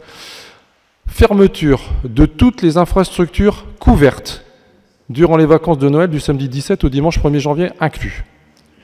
Quand je vois ce que vous racontez dans le bulletin municipal, moi je ne savais pas que le complexe sportif il était complètement couvert. Le terrain de rugby il est couvert depuis quand? Et le terrain d'athlétisme, pour moi il n'est pas couvert. Donc quand vous dites que j'annonce des choses et que je ne les ai pas emmenées en application et que je dois être le maire de tous les Anzinois et Anzinoises, c'est ce que je m'efforce de faire depuis 15 ans. Quand vous évoquez qu'on invite au vœu 2023 qu'une partie de la population, non seulement vous essayez de me faire passer pour un menteur, puisque j'annonce des choses et soi-disant que je fais l'inverse pour mes amis ou mes copains, à un moment donné, ça devient lassant, et puis Moi, je veux simplement montrer, c'est soit vous ne savez pas lire un document qui a été envoyé aux instances, à tous les clubs, qui ont été actés et envoyés donc par l'adjoint, par moi-même, à toutes les structures.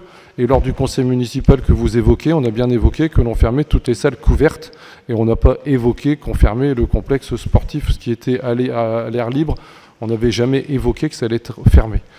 Donc c'est juste pour remettre un peu l'église au milieu du village, parce que on ne peut pas donner des désinformations comme ça sans arrêt.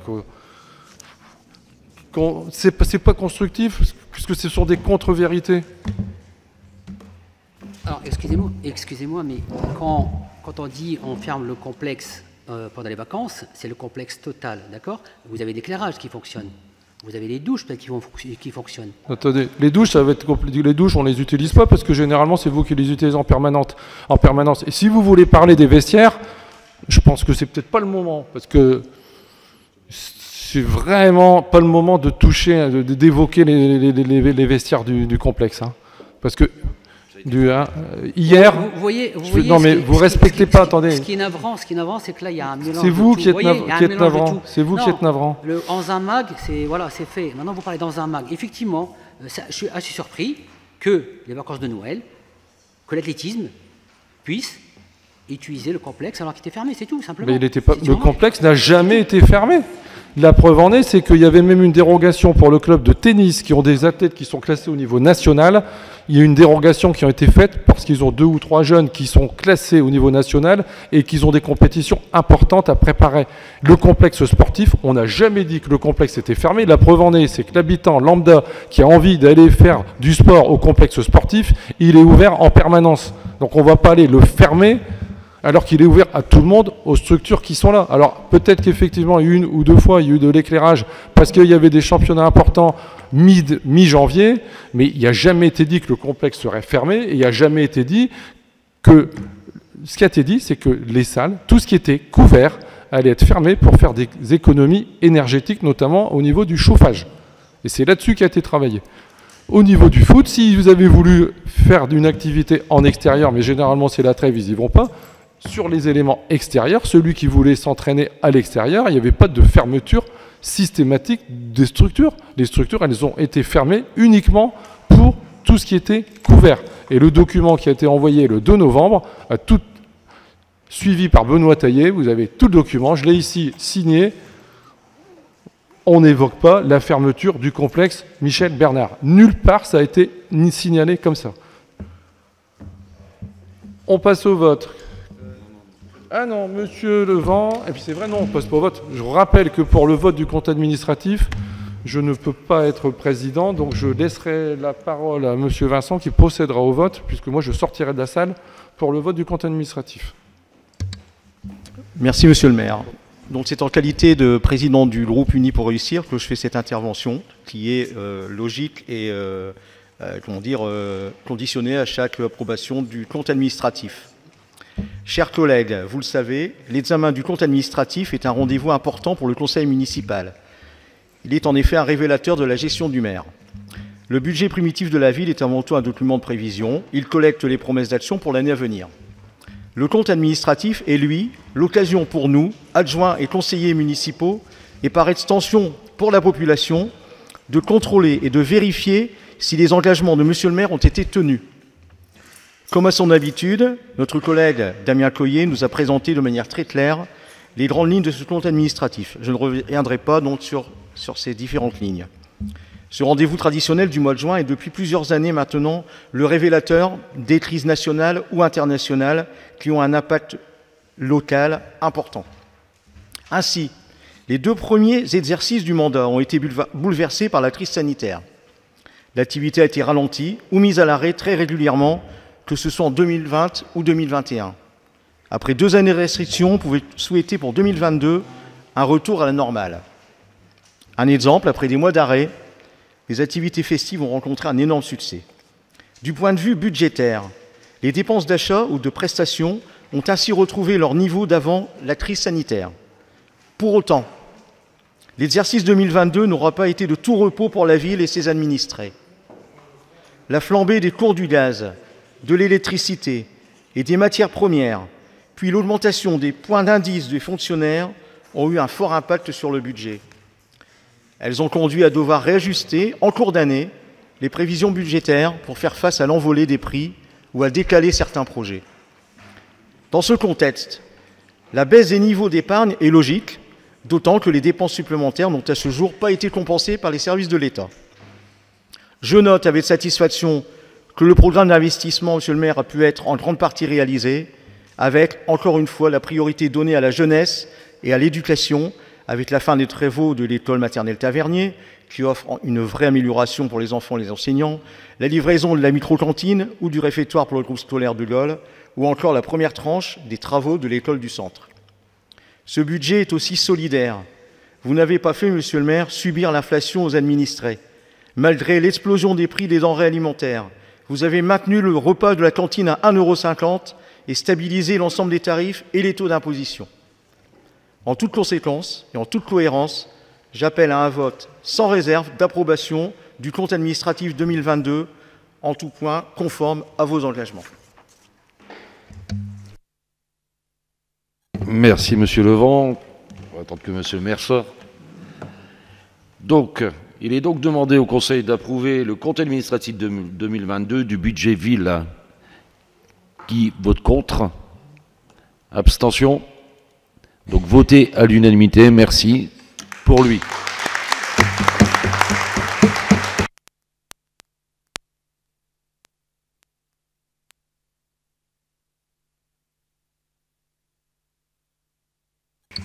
Merci beaucoup. Vous me surprendrez tout le temps, monsieur Jamjam. Putain, je suis désolé, mais sans blaguer. Putain, le compte administratif, c'est les deux éléments importants. Le compte administratif et le BP. Me dire, je m'abstiens parce que j'ai... Ah, vous avez voté pour? Vous avez changé d'avis? Non, mais même...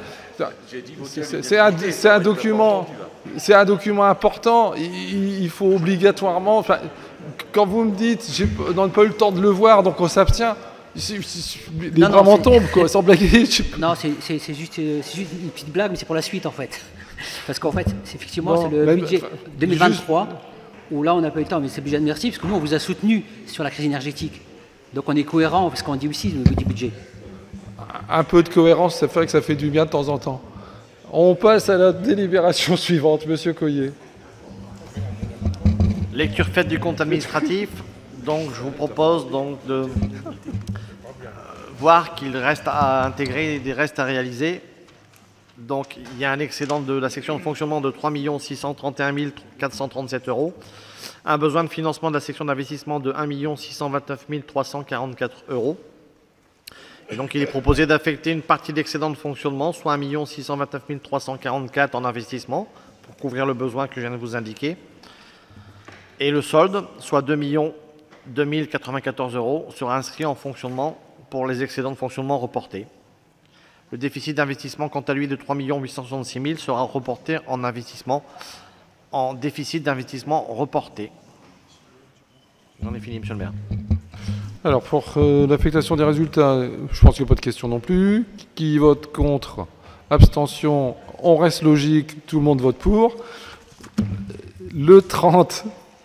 Budget supplémentaire Ville 2023, c'est la dernière délibération, monsieur Coyer. Alors ce budget supplémentaire s'équilibre en investissement pour 6 950 432 et en fonctionnement pour 2 378 575. Ce budget supplémentaire a pour principal objectif la reprise des résultats d'exercice budgétaire précédent, le report des crédits qui consiste à inscrire au budget les crédits non utilisés de l'exercice précédent, c'est-à-dire les restes à réaliser, et l'inscription d'opérations nouvelles, budget d'ajustement. Et donc, à ce titre, la slide suivante, on voit, hop, juste avant. Donc, l'excédent de fonctionnement que je viens de vous indiquer, qui s'élève bien, quant à lui, à 3 631 437. On a donc le report en fonctionnement de 2 2094, la couverture du besoin de financement d'investissement pour 1 629 343 €. Et donc, le solde d'exécution de la section d'investissement s'élève bien à 3 866 839 €. Les restes à réaliser qui n'ont pas été faits sur 2022 Donc en investissement, on a des dépenses pour 1 894 593 et en recettes d'investissement, toujours par rapport à ces investissements programmés, là on attend 4 132 089 €. Donc il n'y a pas d'inquiétude, hein, vous voyez, on peut tout mener à son terme. On a les recettes qui vont avec. L'ajustement donc du budget de fonctionnement, donc, il porte principalement en dépenses pour 250 000 €. Alors, il y a des charges à caractère général nouvelles, 67 000 au titre de la réalisation de travaux d'office et de la fresque que Monsieur le maire a mentionné en préambule de ce conseil. Les autres charges de gestion courante, donc pour 140 000 €, c'est la subvention que nous avons décidé d'allouer au CCAS. Et des charges exceptionnelles de 50 000 € pour des annulations de titres sur l'exercice précédent qu'on doit rembourser. En recettes, toujours en fonctionnement, donc là on escompte 376 481 €. Donc il y a 400 500 € au titre de la compensation de la suppression de la taxe d'habitation qui était versée par le SIARB précédemment, qu'on va recevoir. Et il y a des dotations et participations, donc là il y a un ajustement. Il y a 24 019 € à restituer. Alors la DSU, on a perçu plus en supplément de 21 794. La détention forfaitaire, on a dû rembourser 13 778 €. Et la DNP, donc on a dû rembourser 32 035 € pour ajuster tout ça.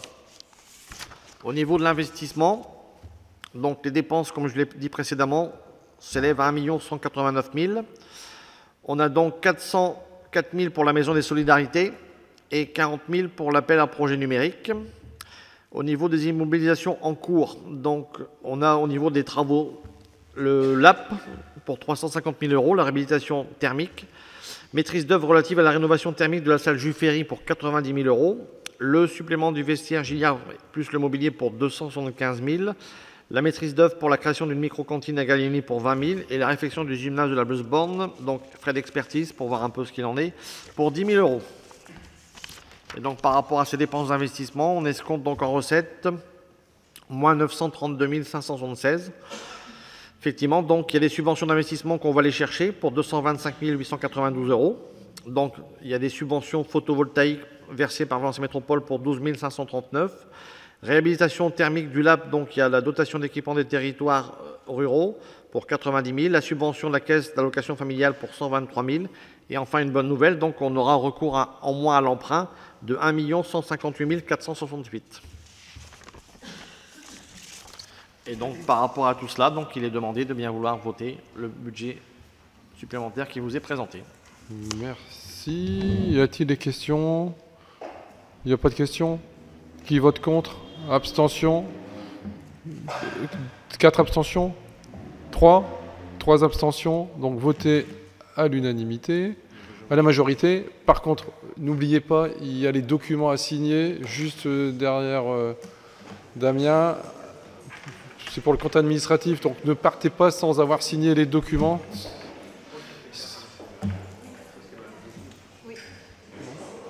Bah, ils l'ont oublié. Donc, c'est bien 4, hein, monsieur Jam, c'est bien 4 abstentions. Parce que madame Gondier, elle vous a donné pouvoir. Vous n'êtes pas encore habitué, c'est pour ça. Vous l'aviez oublié. Allez, bon week-end. Au revoir.